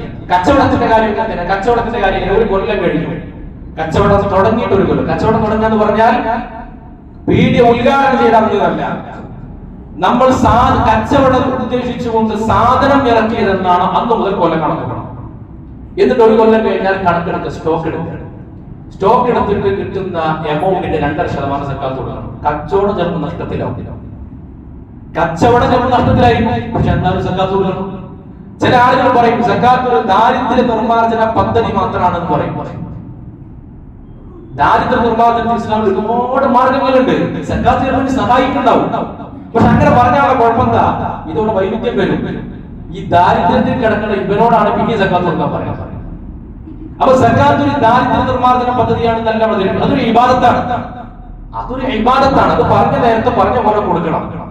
അപ്പൊ പിന്നെ ഈ കച്ചവടക്കാരൻ ഇവനോട് പറഞ്ഞത് ഒരു ബുദ്ധിമുട്ടല്ലേ? ഓൻ എന്തെങ്കിലേ കച്ചവടം നഷ്ടത്തിലാണ്, ഇങ്ങോട്ട് സക്കാത്ത് കൂടി കൊടുക്കണം എന്ന് പറഞ്ഞാൽ അതുകൊണ്ട് ഇടങ്ങാറാക്കലല്ലേ? എല്ലാം ഓ സക്കാത്ത് കൊടുത്തോട്ടെ, ഓർക്ക് അപ്പുറത്ത് വാങ്ങാനുള്ള അവകാശമുണ്ട്. ഇത് സന്തുലിതമായിട്ട് നടക്കണം. പിന്നെ കച്ചവടത്തിന് എന്തിനാ സക്കാത്ത്? കച്ചവടം എന്ന് പറയുന്നത് നാട്ടിൽ പണം ഉൽപ്പാദിക്കപ്പെടുന്ന ഒരു പ്രക്രിയയാണ്. ആ പ്രക്രിയക്ക് സക്കാത്ത് കണക്കാക്കിയിട്ടില്ലെങ്കിൽ കച്ചവടത്തിന്റെ ലാഭങ്ങൾ അതിന്റെ ആളിന് മാത്രം ഒതുങ്ങിക്കൂടുകയും നാട്ടിലേക്ക് അതിന്റെ സന്തുലിതമായ വിനിമയം നടക്കൂല എന്നതുകൊണ്ടാണ്. ഇനി ഇത് എങ്ങനെ കൊടുക്കേണ്ടത്? അല്ലാഹുവിന്റെ ദീനിൽ 3 മാർഗങ്ങളാണ് സക്കാത്ത് കൊടുക്കാൻ വേണ്ടി പറഞ്ഞത്. ഇമാം റാഫിഈ റളിയല്ലാഹു അൻഹുവിന്റെ ശറഹ് കമീറിൽ കൃത്യമായി വിശദീകരിക്കുന്നുണ്ട്. 3 മാർഗങ്ങൾ സക്കാത്ത് കൊടുക്കാനുണ്ട്. ഒന്ന്, സക്കാത്ത് കൊടുക്കേണ്ടത് ഞാൻ നേരിട്ട് ഉടമസ്ഥന് കൊടുക്കലാണ്. ഉടമസ്ഥനായി ഞാൻ നേരിട്ട് അതിന്റെ അവകാശിക്ക് കൊടുക്കലാണ്. രണ്ടാമത്തെ വഴി അതൊരു മുസ്ലിം ഭരണാധികാരിയായ ഇമാമിനെ ഏൽപ്പിക്കലാണ്. മൂന്നാമത്തെ വഴി എന്റെ സക്കാത്ത് വിതരണം നടത്താൻ ഒരു വ്യക്തിയെ വക്കാലത്താക്കലാണ്. ഈ സക്കാത്തിന്റെ പ്രത്യേകത നേരത്തെ പറഞ്ഞല്ലോ, വ്യക്തിയിൽ നിന്ന് വ്യക്തിയിലേക്ക് നൽകപ്പെടേണ്ട ഒന്നാണ്. ഇമാം ശാഫിഈ റളിയല്ലാഹു അൻഹു പറയാണ്, എന്റെ സക്കാത്ത് കൊടുക്കാൻ വേറെ ഒരാളെ ഏൽപ്പിക്കുന്നത് എനിക്ക് ഇഷ്ടമല്ല. കാരണം എന്താ? ഇമാം ശാഫിഈ റളിയല്ലാഹു കിതാബുൽ പറയാൻ കാരണം എന്താ? സക്കാത്ത് എന്റെ ബാധ്യതയാണ്. ഞാൻ ഒരാളെ വക്കാലത്താക്കിയാൽ അവിടെ 2 ബാധ്യത വരും. എന്താണെന്നറിയോ? ഞാൻ ഒരു വ്യക്തിയെ ഏൽപ്പിച്ചാൽ ഈ വ്യക്തി അത് അർഹരിലേക്ക് തന്നെ കൊടുത്തിട്ടുണ്ടെന്ന് ഞാൻ ഉറപ്പാക്കണം. എന്തൊരു റിസ്ക് ആണ്! അയക്കുന്നത് ഞാൻ തന്നെ കൊടുക്കലല്ലേ? അപ്പൊ ഈ വക്കാലത്തായി നൽകപ്പെട്ട ഒരാള് അർഹരിലേക്ക് എത്തിയിട്ടില്ലെങ്കിൽ ഞാനത് കൊടുന്ന് അറിയില്ല. ഞാൻ നാളെ പടച്ചോനെടുത്ത് പോയിട്ട് അറിയുള്ളൂ. ആ നേരത്ത് ഇത് അർഹരിലേക്ക് എത്തിയിട്ടില്ല, എന്റെ സക്കാത്ത് വീട്ടിയിട്ടില്ല എന്നറിഞ്ഞാൽ ഞാൻ അവിടെ പോയി എന്റെ ശിക്ഷ വാങ്ങണ്ടേ? അതുകൊണ്ട് എന്റെ സക്കാത്ത് എനിക്ക് കൊടുക്കാൻ, എനിക്ക് സ്വന്തം കൊടുക്കാനാണ് ഇഷ്ടം, വേറെ ആളെ ഏൽപ്പിക്കുന്നത് എനിക്ക് ഇഷ്ടമില്ല. അപ്പൊ സക്കാത്ത് വ്യക്തിയിലേക്ക് കൊടുക്കേണ്ട പദ്ധതിയാണ്. അപ്പൊ അവിടെ ഇമാം, ഇസ്ലാമിക ഭരണകൂടമുള്ള സ്ഥലത്ത് ഒരു ഇമാമിനെ ഏൽപ്പിക്കാം. ഇമാം എന്ന് പറഞ്ഞാൽ ആരാണ്? ഇമാം വക്കീലല്ല. പരിശുദ്ധമായ ശരീഅത്തിന്റെ നിയമപ്രകാരം ഇമാം എന്ന് പറഞ്ഞാൽ ഈ ദരിദ്രരുടെ പ്രതിനിധിയാണ്, ദരിദ്രരായ ആളുടെ പ്രതിനിധിയാണ്. ഒരു ഇമാം എന്ന് പറഞ്ഞാൽ, ഒരു ഖലീഫ എന്ന് പറഞ്ഞാൽ ആ ഖലീഫക്ക് ഒരുപാട് അധികാരങ്ങളുണ്ട്. സക്കാത്ത് വാങ്ങാത്തവനോട് യുദ്ധം ചെയ്യാം, അതുപോലെ ഇവിടെ ഹദ് നടപ്പിലാക്കാം. ഇമാം ചെയ്യേണ്ട പണിയാണ്, വ്യഭിചാരി എറിഞ്ഞു കൊല്ലണം. ഹദ് നടപ്പിലാക്കേണ്ട പണി ആർക്കാണ്? ഇമാമിനാണ്. അങ്ങനെ ഇമാം എന്ന് പറഞ്ഞാൽ അല്ലാഹുവിന്റെ നിയമങ്ങൾ ഭൂമിയിൽ നടപ്പിലാക്കാൻ അധികാരമുള്ള ഒരാളാണ്. അപ്പൊ ഇമാമിനെ ഏൽപ്പിച്ചാൽ ആ ബാധ്യത കഴിഞ്ഞു. പിന്നെ നമുക്ക് പിന്നെ ബാക്കി അന്ത ഇമാമിനോട് ചോദിക്കും, അർഹരിലേക്ക് കൊടുത്തിരുന്ന അല്ലാഹുവോട് ഇമാമിനോട് ചോദിക്കും. പക്ഷെ നമ്മളൊരാളെ വക്കീലാക്കിയാൽ അല്ലാഹു വക്കീലിനോടല്ല ചോദിക്കുക, എന്നോടാണ് ചോദിക്കുക, എന്താ അർഹരിലേക്ക് കൊടുക്കാതിരുന്നത്? ഇതാണ് ഇമാമും വക്കീലും തമ്മിലുള്ള വ്യത്യാസം. അപ്പൊ ഇസ്ലാമിക ഭരണകൂടമുള്ള സ്ഥലങ്ങളിൽ മാത്രമേ ഇമാമുള്ളൂ. അപ്പൊ ഇമാമിന് തന്നെ ഏത് സക്കാത്തെ വാങ്ങാൻ അവകാശമുള്ളൂ? പ്രത്യക്ഷ സക്കാത്ത് മാത്രം വാങ്ങാൻ അവകാശമുള്ളൂ ഇമാമിന്. പ്രത്യക്ഷ സക്കാത്ത് മാത്രം. ഏതാ പ്രത്യക്ഷ സക്കാത്ത്? ആടുമാട് ഒട്ടകങ്ങളുടെ കൃഷിഭൂമിയുടെ സക്കാത്ത്, കൃഷിയുടെ സക്കാത്ത്, ഇത് രണ്ടും വാങ്ങാനേ ഇമാമിന് അധികാരമുള്ളൂ. മഹാനായ സിദ്ദീഖ് റളിയല്ലാഹു അൻഹു ഈ യുദ്ധം നടത്തി എന്ന് പറഞ്ഞില്ലേ, അത് കൃഷിയുടെ സക്കാത്തും ആടുമാട് ഒട്ടകങ്ങളുടെ സക്കാത്തും കൊടുക്കാത്തവരോടാണ് യുദ്ധം നടത്തിയത്. കച്ചവടത്തിന്റെ സക്കാത്ത്, നാണയങ്ങളുടെ സക്കാത്ത് അത് കൊടുക്കാത്തവരോട് യുദ്ധം നടത്തിയിട്ടില്ല. അത് ചോദിക്കാൻ പോലും ഇമാമിന് അവകാശമില്ല. ഒരു തന്ന വാങ്ങാം, ചോദിക്കാൻ അവകാശമില്ല. എന്തുകൊണ്ടാണ്? പരോക്ഷമായ സക്കാത്ത് എത്രയുണ്ട് എന്ന് ആർക്കേ അറിയുള്ളൂ, അതിന്റെ അവകാശം ഉടമസ്ഥനെ അറിയുള്ളൂ. അപ്പൊ പരോക്ഷമായ സക്കാത്താണ് നമ്മുടെ നാട്ടിലുള്ള കച്ചവട സക്കാത്തും അതുപോലെ പണത്തിന്റെ സക്കാത്തും. അത് ആരുടെ ബാധ്യതയാണ്? അത് നൽകേണ്ടവന്റെ ബാധ്യതയാണ്, അത് കൊടുക്കേണ്ടവന്റെ ബാധ്യതയാണ്. അപ്പൊ നിങ്ങൾ ആലോചിച്ച് നോക്കൂ, നമ്മൾ ഏതുപോലെ കാണുന്നറിയോ?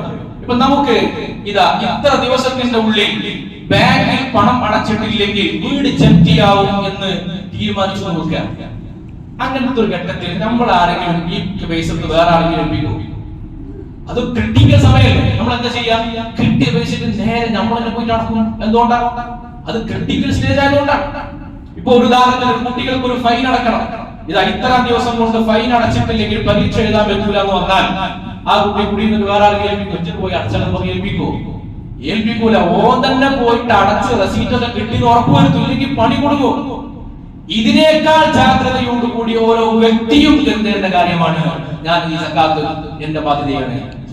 ഇപ്പൊ നമ്മുടെയൊക്കെ മൊബൈലിൽ നോട്ട്സിൽ നമ്മൾ എഴുതി വെച്ചിട്ടുണ്ടാവും, എന്ത് എനിക്ക് ഇത്ര ആൾക്കാർ കാശ് തരാണ്ട്. ഇവിടെ നമ്മൾ സമയാസമയമായി കഴിഞ്ഞാൽ 31-ാം തീയതി പറഞ്ഞ ഡേറ്റിന് നമ്മൾ 25-ാം തീയതി ഓർമ്മിപ്പിക്കും.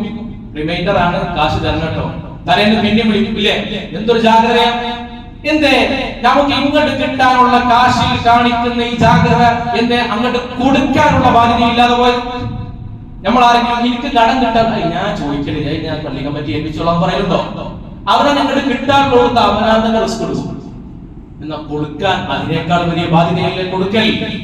ആ കൊടുക്കേണ്ട കാര്യത്തിൽ വ്യക്തിഗതമായി ചോദനയില്ലാതെ എന്തുകൊണ്ടാണ്? ഇപ്പൊ ഇവിടെയുള്ള എല്ലാ മുതിർന്ന രക്ഷിതാക്കളുടെ കയ്യിലും പുസ്തകങ്ങൾ ഉണ്ടാവും, കണക്കുണ്ടാവും. എനിക്ക് കാശ് തരേണ്ടവർ, ഞാൻ കൊടുക്കേണ്ടവർ. ഇതുപോലെ ഒരു കണക്ക് എനിക്ക് സക്കാത്ത് കണക്കായിട്ട് എന്റെ കയ്യിൽ ഉണ്ടാവണം. അത് എന്റെ പണിയാണ്. എന്നാൽ നമ്മുടെ നാട്ടിലിവിടെ സ്വാഭാവികമായിട്ടും പല ആളുകളും നമ്മുടെ കേരളത്തിൽ വ്യാപകമായി കാണുന്നുണ്ട്, നമുക്ക് സക്കാത്ത് സംഘടിതമായിട്ട് നടത്തിക്കൂടെ എന്ന് ചോദിക്കും.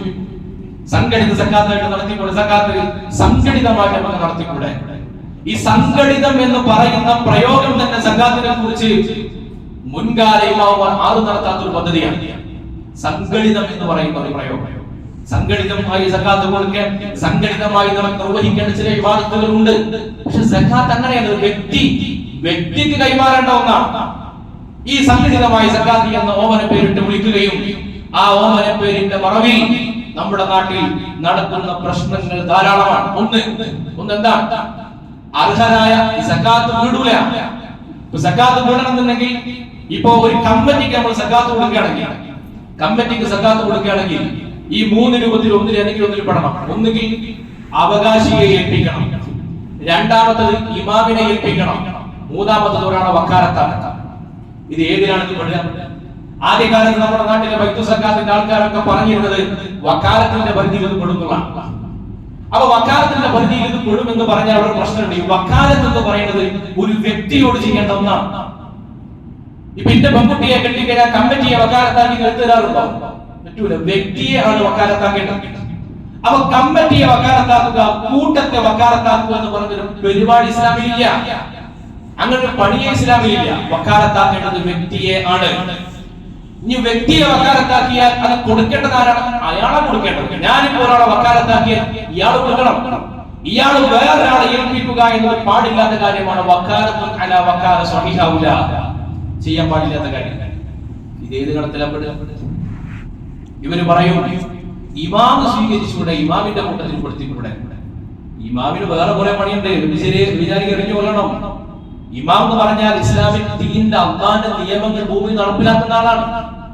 ആ നടപ്പിലാക്കുന്ന ആളായ അബൂബക്കർ റളിയല്ലാഹു അൻഹു തന്നെ അവകാശപ്പെടാത്ത കാര്യമാണ് പരോക്ഷമായി സക്കാത്ത് സ്വീകരിക്കുക എന്നുള്ളത്.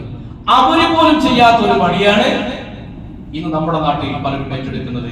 പരോക്ഷമായ സക്കാത്ത് അതിന്റെ സക്കാത്തിന്റെ ആളുകളോട് ചോദിക്കൽ ഹറാമാണ് എന്ന് പണ്ഡിതന്മാർ യോഗമിച്ചു എന്ന് ഇമാം നവവി റളിയല്ലാഹു അൻഹു ശറഹുൽ മുഹദ്ദബിൽ രേഖപ്പെടുത്തുകയാണ്. അത് ചോദിക്കാൻ തന്നെ പാടില്ല. ഇമാമികൾക്ക് തന്നെ അത് കൊടുത്താൽ അത് വിതരണം ചെയ്യാൻ പറ്റുള്ളൂ. ഇനി വക്കാലത്താക്കുക എന്ന പദ്ധതിയാണ് എന്ന് പറയും. വക്കാലത്താക്കിയുള്ള പ്രശ്നം എന്താണ്? വക്കാലത്താക്കി കഴിഞ്ഞാൽ ഇമാമും വക്കീലും തമ്മിൽ 9 കാര്യങ്ങളിൽ ഇമാമും വക്കീലും തമ്മിൽ വ്യത്യാസമുണ്ട്. ഞാൻ എന്റെ സക്കാത്ത് കൊടുക്കാൻ വേണ്ടി ഇമാമിനെ ഏൽപ്പിച്ചാൽ അതോടുകൂടി എന്റെ ഉത്തരവാദിത്തം കഴിഞ്ഞു. ആ ഇമാമിനെ അത് അർഹരായ ആളുകളിലേക്ക് എത്തിക്കാൻ മതി ഇമാമിനോട് അമ്മ ചോദിക്കുള്ളൂ. പക്ഷേ ഞാൻ വക്കീലിനെ ഏൽപ്പിച്ചാൽ അത് അർഹരിലേക്ക് എത്തിയിട്ടുണ്ട് എന്ന് ഞാൻ ഉറപ്പുവരുത്തണം. ഒന്നാമത്തെ വ്യത്യാസം. രണ്ടാമത്തത്, പ്രത്യക്ഷ സക്കാത്താണെങ്കിൽ ഇമാമിന് ആവശ്യപ്പെടൽ നിർബന്ധമാണ്.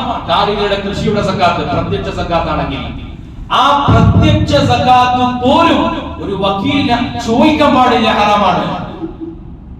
പ്രത്യക്ഷ സക്കാത്ത് പോലും ഒരു വക്കീലിന് ചോദിക്കാൻ പാടില്ല, അത് ഹറാമാണ്. മൂന്നാമത്തത് സക്കാത്ത് കൊടുത്തിട്ടില്ലെങ്കിൽ സമരം ചെയ്യാൻ ഇമാമിന് അധികാരമുണ്ട്, വക്കീലിന് അധികാരമുണ്ട്. വക്കീല് സക്കാത്ത് കൊടുക്കുന്ന ആളെ പ്രതിനിധിയാണ്, എന്നാൽ ഇമാമോ സക്കാത്ത് വാങ്ങുന്ന ആളെ പ്രതിനിധിയാണ്. രണ്ടും തമ്മിൽ വ്യത്യാസമില്ലേ? അങ്ങനെ കൊടുക്കണം, സമരം ചെയ്യാം. നാലാമത്തെ കാര്യം, ഒരു ഇമാമിന് സക്കാത്ത് ആ ഇമാമിന്റെ കീഴിലുള്ള പ്രവിശ്യകളിലേക്ക് എവിടേക്ക് വേണമെങ്കിലും നീക്കം ചെയ്യാം. പക്ഷേ ശാഫി മദ്ഹബ് പ്രകാരം എന്റെ സക്കാത്ത് ഞാനുള്ള സ്ഥലത്ത്, എന്റെ കച്ചവടത്തിന്റെ സക്കാത്ത് കച്ചവടമുള്ള സ്ഥലത്ത് കൊടുക്കലാണ് പ്രബലം. എന്നാൽ എന്റെ അയൽവാസികളോ മറ്റൊക്കെ ആയ അഖാരിബുകളുണ്ടെങ്കിൽ അവരിലേക്ക് മസ്ലഹത്തിന് വേണ്ടി നീക്കം ചെയ്യാവുന്നതുമാണ്. പക്ഷെ ഇമാമിന് ഇതിൽ വിശാലമായ അധികാരമുണ്ട്, വക്കീലിന് ഒരു അധികാരമില്ല ആ വിഷയം. ആറാമത്തെ കാര്യം, സക്കാത്ത് മാറ്റാൻ അവകാശമുണ്ട്. എന്ന് പറഞ്ഞാൽ ഇപ്പോ അരിയുടെ സക്കാത്ത് അരിയായിട്ടാണ് കൊടുക്കേണ്ടത്, സ്വർണം വെള്ളിയുടെ സക്കാത്ത് സ്വർണം വെള്ളിയായിട്ടാണ് കൊടുക്കേണ്ടത്. നമ്മുടെ നാട്ടിൽ ഒരുപാട് ആളുകൾ ചെയ്യുന്ന പണിയാണ്. ഈ കഴിഞ്ഞ 2 കൊല്ലത്തിനുള്ളിൽ നടന്നു. സ്വർണത്തിന്റെ വില കുറഞ്ഞ സമയത്ത് കോയിൻസ് വാങ്ങി വെച്ചു. എന്തിനാണ്? ഇത് 2 കൊല്ലം കഴിഞ്ഞാൽ 15,000 കൂടും, ഇപ്പൊ കച്ചവടമാക്കാൻ. അത് വാങ്ങി വെച്ചാൽ സ്വർണ്ണ നാണയമായി അവിടെ ഏതിന്റെ സക്കാത്ത് കൊടുക്കണം? സ്വർണത്തിന് സ്വർണമാണ് സക്കാത്ത് കൊടുക്കേണ്ടത്, കാശ് കൊടുക്കാൻ പറ്റില്ല. കച്ചവടത്തിന് അരി കൊടുത്തൊരു കാര്യമില്ല, അവിടെ നമുക്ക് മൂല്യമാണ് കൊടുക്കേണ്ടത്. എന്നാൽ ഇമാമിനോട് അധികാരമുണ്ട്. ഇമാമിന്റെ കയ്യിൽ നമ്മളെല്ലാവരും സക്കാത്ത് കൊടുത്താൽ അത് വീടുണ്ടാക്കാനോ മതില് കെട്ടാനോ ഏതാണ് ആളുകൾക്ക് ആവശ്യമുള്ളത് അതിലേക്ക് തിരിക്കാൻ അവകാശം ആർക്ക് മാത്രമേ ഉള്ളൂ? ഇമാമിന് മാത്രം. നിങ്ങൾ ആലോചിച്ച് നോക്കൂ, ഒരു രാജ്യത്ത് ഇസ്ലാമിക ഭരണകൂടം നിലനിൽക്കുന്ന ഒരു പ്രദേശത്തെ ഒരു ഇമാമിനാണ് അധികാരം. അത് വലിയൊരു പ്രദേശമല്ലേ, ഇന്ത്യ രാജ്യം എന്ന് പറയുന്ന വലിയൊരു പ്രദേശത്ത് ഒരു ഇമാമിനാണ്. അവിടെ ഓരോ പഞ്ചായത്തിലുള്ള ഗവർണർമാർക്കും പഞ്ചായത്ത് പ്രസിഡന്റുമാർക്കും അധികാരം കൊടുത്താൽ കുറച്ചുകൂടി നന്നാവും എന്ന് നമുക്ക് യുക്തിയോട് തോന്നുന്നുണ്ട്, അല്ലേ? അങ്ങനെ പോലും കൊടുത്തില്ല. ഗവർണർക്ക് പോലും അധികാരമില്ല, ഇമാമിനാണ് അധികാരം. ഒരൊറ്റ വ്യക്തിക്ക്, ഏതിന്റെ ആയിരക്കണക്കിന് വിസ്തൃതിയുള്ള ഭൂപ്രവിശ്യയുടെ അധിപനായ ഇമാം എന്ന് പറയുന്ന ഒരു വ്യക്തിക്ക് മാത്രം. അതല്ലാതെ ഒരു പ്രദേശത്ത് 10 കിലോമീറ്ററിൽ ഒരു ഇമാം, 20 കിലോമീറ്റർ, അങ്ങനല്ല. ഒരു ഇമാം എന്ന് പറഞ്ഞ ഒരു രാജ്യത്തിന്റെ ഭരണാധികാരിയാണ്. അപ്പൊ ഇസ്ലാമിക ഭരണമുള്ള സ്ഥലത്ത് പോലും ഓരോ മഹല്ലിൽ ഇത് ഇങ്ങനെ കൈവശപ്പെടുത്താനുള്ള അവകാശം പോലില്ല. അവിടെ ഒരു ഇമാമിന് ആയിരക്കണക്കിന് മഹല്ലുകളുടെ അധികാരമുള്ള ഒരൊറ്റ ഇമാമിന്. അതെന്തിനാണ്? സൂക്ഷ്മതക്കാണ്. അല്ലെങ്കിൽ ഇതൊക്കെ സുതാര്യമായി നടക്കും. ഇപ്പൊ കേരളത്തിലെ ബൈത്തുൽ സക്കാത്ത് നടത്തുന്ന ആളുകൾ, ആ ബൈത്തുൽ സക്കാത്ത് നടത്തുന്ന ഇപ്പൊ നമ്മുടെ നാട്ടിലൊക്കെ ജമാഅത്തെ ഇസ്ലാമിക്ക അവരുടെ പ്രധാനപ്പെട്ട ശൂറ അംഗം അദ്ദേഹം നടത്തിയ പ്രസ്താവന വിവാദമായത് കഴിഞ്ഞ കൊല്ലം. സക്കാത്തിന് വേണ്ടി പിരിച്ചെടുത്ത പണം ഉപയോഗിച്ച് അനർഹമായ പണികളിലേക്ക് പത്രം നടത്താനും ചാനൽ നടത്താനും ഉപയോഗിച്ചു എന്ന് രൂക്ഷമായിട്ട് പ്രതികരിക്കുകയുണ്ടായി. അവർ എന്താ ചെയ്തത്? ഖുർആനിലെ ആയത്തിനെ ദുർവ്യാഖ്യാനം ചെയ്തു. ഖുർആനിൽ ഇബ്നു സബീൽ കൊടുക്കണം എന്ന് പറഞ്ഞിട്ടുണ്ട്. ഇബ്നു സബീൽ എന്ന് പറഞ്ഞാൽ ശമ്പളം വാങ്ങാതെ യുദ്ധം ചെയ്യുന്ന ആളാണ്. ഉമർ റളിയല്ലാഹു അൻഹുവിന്റെ ഭരണകാലത്ത് 2000 ആൾക്കാർ ശമ്പളം വാങ്ങാതെ യുദ്ധം ചെയ്തിരുന്നു. അപ്പൊ ശമ്പളം വാങ്ങാതെ യുദ്ധം ചെയ്യുന്ന ആൾക്ക് മാത്രം പറഞ്ഞ പ്രയോഗമാണ് ഇബ്നു സബീൽ. അത് എന്ത് ചെയ്തു? ഇബ്നു സബീൽ എന്ന് പറഞ്ഞാൽ അള്ളാന്റെ മാർഗ്ഗമാണ്. അള്ളാന്റെ മാർഗത്തിൽ ഇപ്പോ അത് നമ്മളിപ്പോ റോഡ് ഉണ്ടാക്കലും വീടുണ്ടാക്കലും സമ്മേളനം നടത്തലും ഒക്കെ അള്ളാന്റെ മാർഗ്ഗമല്ലേ? അപ്പൊ എല്ലാതും അള്ളാന്റെ മാർഗ്ഗമാണെന്ന് പറഞ്ഞിട്ട് വിശാലപ്പെടുത്തി. ഇതിന് വേറെ സ്വതന്ത്രി ഹദീസ് സ്വീകരിച്ച പോലെ അള്ളാന്റെ ഇബാദത്തായ സക്കാത്തിൽ തന്നെ ദുരുപയോഗം ചെയ്യണോ? ഭയങ്കര വിവാദമായി. ഈ അടുത്ത് അങ്ങനത്തെ ഒരു മഹല്ലിൽ സക്കാത്തിന്റെ കണക്ക് വായിച്ചു. കഴിഞ്ഞ കൊല്ലത്തെ സക്കാത്തിന്റെ കണക്ക് ഇങ്ങനെ വായിച്ചിട്ട് അവസാനം ബാലൻസ് എത്ര രൂപയാണ്? സക്കാത്തിൽ എങ്ങനെ ബാലൻസ് ഉണ്ടാവും? അപ്പൊ ഇതിന് വേറെ ഏർപ്പാട് ചെയ്താൽ മതി. നമ്മുടെ നാട്ടിൽ എത്രയോ പദ്ധതികളില്ലേ? ഇപ്പൊ നമ്മുടെ മഹലിൽ നിന്ന് ആശ്വാസം എന്ന് പറയുന്ന പദ്ധതിയുണ്ട്. അപ്പൊ ആളുകൾക്ക് പിന്നെ അതിന് ഉള്ള വഴികൾ ഉണ്ടാക്കിയിട്ടില്ല. ഇനി സക്കാത്തിന് നമുക്കൊരു വഴി ചെയ്യാൻ പറ്റും. അതെന്താണ്? എന്റെ സക്കാത്ത് എത്രയൊക്കെ കണക്കുകളുടെ ഞാൻ തന്നെയാണ്. അപ്പൊ ഞാൻ കണക്കുകൂട്ടിയിട്ടിപ്പോ എനിക്ക് റജബിലാണ് സക്കാത്ത്. ആ റജബിൽ ഞാൻ കമ്മിറ്റിയെ സമീപിക്കാൻ എനിക്ക് സക്കാത്ത് കൊടുക്കണം. ഈ നാട്ടിൽ അർഹരായ ആളുകൾ ആരാണ്? അപ്പൊ കമ്മിറ്റിയെ കാണിച്ചു കൊടുക്കാം. ഓൺ കൊടുത്തു, ഇതാണ് അതിൽ സുതാര്യമായി. ഇപ്പൊ നമ്മുടെ നാട്ടിലിപ്പോ മഹല്ലിൽ സജീവമായി ഇടപെടുന്ന എല്ലാ ആളുകളെ കുറിച്ചും അറിയുന്ന ആളുകൾ ഉണ്ടാവും. ഇപ്പൊ നമ്മുടെ നാട്ടിലുള്ള ചെറിയ ചെറിയ പ്രശ്നങ്ങൾ പോലും മസ്ലഹത്തിനൊക്കെ വേണ്ടി സമീപിക്കപ്പെടുന്ന ആൾ അവർക്കറിയാം, ഓരോ വീട്ടിന്റെയും ഉള്ളറിയാം. അപ്പൊ അവർക്ക് വേണമെങ്കിൽ ഞാൻ കുറച്ച് പ്രയാസമാണ് കമ്മിറ്റി എന്ന് അറിയിച്ചാൽ അടുത്ത മാസം ആരെങ്കിലും ഒക്കെ സക്കാത്ത് വരുന്നുണ്ടെങ്കിൽ ജിന്നോട് കൊണ്ടെടുത്തു. അത് എന്തൊരു അന്തസ്സാണ്. പിന്നോട് ഒരാൾ പറഞ്ഞു, ഞാൻ ആ പേരെ പോയി ആ കുട്ടിക്ക് കാശ് കൊടുത്തിട്ടുണ്ടോ ഇന്റെ കീബറാണ്ട് ഒയ്യോ അത് കൊടുത്തിട്ടുണ്ടെങ്കിൽ എനിക്ക് എന്തൊരു തുമ്പകരീനത്തുണ്ടാവും. ഞാൻ അതിനെ നേരിട്ട് കൊടുക്കാൻ അതിനെന്താ തടസ്സം? നമ്മൾ വാങ്ങേണ്ട നമുക്ക് കിട്ടേണ്ട കാര്യങ്ങളൊക്കെ നമ്മൾ നേരിട്ട് ചെയ്യലുണ്ട്. അള്ളാഹ് പറഞ്ഞ ഈ കാര്യം കൊടുക്കാൻ മാത്രം എന്താ നമുക്കൊരു തടസ്സം? അങ്ങനെയുള്ള സുതാര്യമായ വഴിയെ മാത്രം സ്വീകരിക്കപ്പെടേണ്ട ഒരു മാർഗമാണിത്. അപ്പൊ സംഘടിതമായിട്ട് നടത്തുമ്പോൾ ഒന്നാമതായിട്ട് സംഭവിക്കുന്നത് അത് വക്കീലിന്റെ ഗണത്തിലാണോ എങ്കിൽ വ്യക്തിയെ വക്കീലാകാൻ പറ്റുകയുള്ളൂ. രണ്ടാമത്തെ പ്രശ്നം എന്താ പറയുക? ഇപ്പൊ ഞാൻ സക്കാത്ത് വാങ്ങാൻ 10 ലക്ഷം രൂപ കടമുള്ള ആളാണ് ഞാൻ. എനിക്ക് 5 ലക്ഷം സക്കാത്ത്. അപ്പൊ ഞാൻ എന്റെ വക്കീലിനെ ഏൽപ്പിച്ചാൽ ആ വക്കീലിനെ ഞാൻ പിന്നെ സക്കാത്തിന് അർഹനാണല്ലോ, തിരിച്ചു തരാൻ പാടില്ല. അപ്പൊ നമ്മളിപ്പോ നമ്മുടെ നാട്ടിൽ ഇങ്ങനെ സംഘടിതമായിട്ട് സക്കാത്ത് ഇങ്ങനെ കളക്ട് ചെയ്തിട്ട് നമ്മൾ എല്ലാവരും തന്നു. ഈ 10 ലക്ഷം പിന്നെ കടമുള്ള 5 ലക്ഷം സക്കാത്ത് കൊടുക്കൊണ്ടോടെ നമുക്ക് സക്കാത്ത് ഇങ്ങനെ തന്നു കൂട്ടി വെച്ച് നമ്മൾ സക്കാത്ത് വിതരണം ചെയ്തപ്പോൾ ആ കാശ് ആർക്കെന്നെ പോയി? ഇവര് അവകാശിയാണല്ലോ, ഇവർക്കെന്നെ പോയി. മഹാപ്രശ്നമാണ്. സക്കാത്ത് കൊടുത്ത ആളിലേക്ക് തന്നെ സക്കാത്ത് വിതരണം എത്തപ്പെടണമെങ്കിൽ ഇമാമ് നടത്തണം. അപ്പൊ അതല്ലെങ്കിൽ ഇപ്പൊ ഞാൻ എന്റെ സക്കാത്ത് ഞാൻ ഒരാൾക്ക് കൊടുത്തു, അതേ സമയത്ത് മറ്റൊരാളിൽ സക്കാത്ത് സ്വീകരിക്കുകയും ചെയ്യാം, വ്യക്തിപരമായിട്ട് ചെയ്യാം. അപ്പൊ വക്കീൽ എന്ന അർത്ഥത്തിൽ ഏൽപ്പിക്കപ്പെട്ട ഇതിൽ ഒരിക്കലും സുതാര്യത ഉണ്ടാവില്ല. ഒരുപാട് പ്രശ്നങ്ങൾ. ഒന്ന്, അർഹരിലേക്ക് എത്തില്ല. രണ്ടാമത്തത്, പിന്നെ എല്ലാ ഇബാദത്തും നിയ്യത്ത് വേണമല്ലോ. ഞാൻ സക്കാത്ത് കൊടുക്കുന്ന നേരത്തോ അല്ലെങ്കിൽ കൈമാറ്റം ചെയ്യുന്ന നേരത്തോ നിയ്യത്ത് വേണം.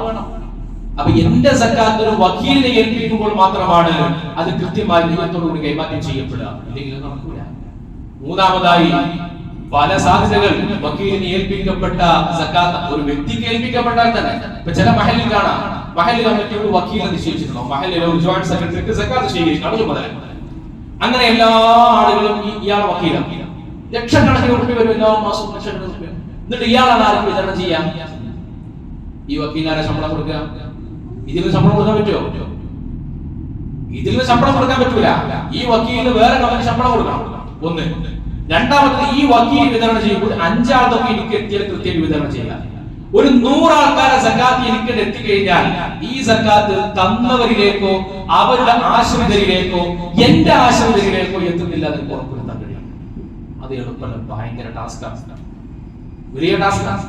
അപ്പൊ ഇത് അള്ളാന്റെ ഇബാദത്താണ്. ഈ സക്കാത്ത് അള്ളാഹുവിന്റെ ഇബാദത്താണ്. അതിന് നിയമങ്ങൾ കർശനമാണ്. ആ നിയമങ്ങൾ പ്രകാരം തന്നെ നിർവഹിക്കപ്പെടുക എന്നത് അതിൽ വളരെ പ്രധാനമാണ്.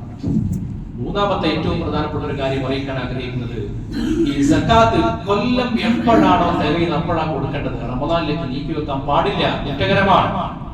ഇപ്പൊ ശവ്വാൽ ദുൽഖഅദിലൊക്കെ വരാനുള്ള സക്കാത്ത് ഇപ്പൊ കൊടുക്കാം, റമദാനിൽ കൊടുക്കാം. പക്ഷെ റജബിൽ എത്തിയ സക്കാത്തിനെ ഞാൻ റമദാൻ വരെ ബന്ധിപ്പിക്കുന്നത് കുറ്റകരമാണ്. അപ്പൊ നമ്മൾ നിർബന്ധമായും അതിനെ ഓരോ മാസവും ആഴ്ചകൾ തോറും ഒരു പക്ഷേ സക്കാത്ത് നൽകപ്പെടാവുന്ന സ്ഥിതികൾ ഉണ്ടാകും. അത് അങ്ങനെ തന്നെയാണ് നിർവഹിക്കപ്പെടേണ്ടത് എന്നത് പ്രധാനമാണ്. ഈ കാര്യങ്ങൾ നമ്മൾ ഇതുമായി ബന്ധപ്പെട്ടുകൊണ്ട് മനസ്സിലാക്കുകയും കൃത്യമായി അല്ലാഹുവിന്റെ പരിശുദ്ധതയിൽ പറഞ്ഞ ആളുകളിലേക്ക് തന്നെ അത് എത്തിക്കപ്പെട്ടിട്ടുണ്ട് എന്ന് ഉറപ്പുവരുത്തുകയും ചെയ്യണം. സക്കാത്ത് നൽകപ്പെടുന്ന ആളുകളിലേക്ക്, സക്കാത്ത് നൽകപ്പെടുന്ന ആളുകൾ അതിന് അർഹരാണ് എന്ന് 100% ഉറപ്പുവരുത്താൻ നമ്മളെ കൊണ്ട് കഴിയണം. അങ്ങനെ ഉറപ്പുവരുത്താൻ കഴിയില്ലേ, അത് അവർക്ക് ഹദിയാക്കിയാൽ മതി, സ്വതക്കാക്കിയാൽ മതി. സക്കാത്ത് അത് അർഹരിലേക്ക് എത്തിയിട്ടുണ്ടെന്ന് ഉറപ്പുവരുത്താം. പിന്നെ ബദൽ സംവിധാനം, സ്വാഭാവിക ആൾക്കാർ ഒരുപാട് ആളുകൾ സക്കാത്തിന്റെ കാര്യത്തിൽ പിറകോട്ടാണ്. അപ്പൊ ബദൽ സംവിധാനം വേണ്ടേ? ബദൽ സംവിധാനം വേണം. സക്കാത്ത് കൊടുക്കാൻ യോഗ്യരായ ആളുകൾക്ക് ബോധവൽക്കരണം നടത്തണം. അവർക്ക് അതിന്റെ രീതിയെ മനസ്സിലാക്കി കൊടുക്കണം. അവർക്ക് ആരിലേക്കാണ് കൊടുക്കേണ്ടതെന്ന് ആളുകളെ നമ്മൾ കാണിച്ചു കൊടുക്കണം. ഞാൻ എനിക്ക് സക്കാത്ത് കൊടുക്കാൻ എനിക്ക് കൊടുക്കണം എന്ന ബോധം എനിക്കുണ്ടെങ്കിൽ ഞാൻ ഉത്തരവാദപ്പെട്ട ആളുകളെ സമീപിച്ച് ആരാണ് നമ്മുടെ നാട്ടിൽ അർഹരി എന്ന് അവരുടെ ലിസ്റ്റ് എടുക്കണം, എന്നിട്ട് ഞാൻ വിതരണം ചെയ്യണം. ഇതാണ് അതിന്റെ സുതാര്യത. അത് നമ്മൾ അനേകം കാര്യങ്ങൾ നമ്മൾ അങ്ങനെ ചെയ്യാറില്ലേ? ആ രീതി സ്വീകരിക്കണം. മഹാനായ ഇമാം നബവി റളിയല്ലാഹു തആല എന്ന് പറയുന്നുണ്ട്, സ്വയം വിതരണം ചെയ്യലാണ് അഫ്ദൽ, ഒരാളെ ഏൽപ്പിക്കൽ മഫ്ദൂലാണ്. അത് ഒരു പക്ഷേ സക്കാത്തിന്റെ ബാധ്യത വീഴപ്പെടാതിരിക്കാനുള്ള സാധ്യത കൂടുതലാണ്. അല്ലാഹു സുബ്ഹാനഹു വ തആല ആ കാര്യത്തെ വളരെ കർശനമായി കാർക്കശ്യത്തോടുകൂടി നിയമത്തിന്റെ പരിധിയിൽ നിന്ന് നിർവഹിക്കുവാനുള്ള തൗഫീഖ് അല്ലാഹു നമുക്ക് നൽകട്ടെ. അൽഹംദുലില്ലാഹി റബ്ബിൽ ആലമീൻ. അല്ലാഹുമ്മ സ്വല്ലി അലാ സയ്യിദിനാ മുഹമ്മദ് വഅലാ ആലി സയ്യിദിനാ മൗലാനാ മുഹമ്മദ്. അല്ലാഹുവേ, ഞങ്ങൾ പറഞ്ഞതും കേട്ടതും സ്വീകരിക്കണം റഹ്മാനേ. പരിശുദ്ധമായ റമദാനിന്റെ എല്ലാ ബറക്കത്തുകളും നൽകി ഞങ്ങൾ അനുഗ്രഹിക്കണം അല്ലാഹ്.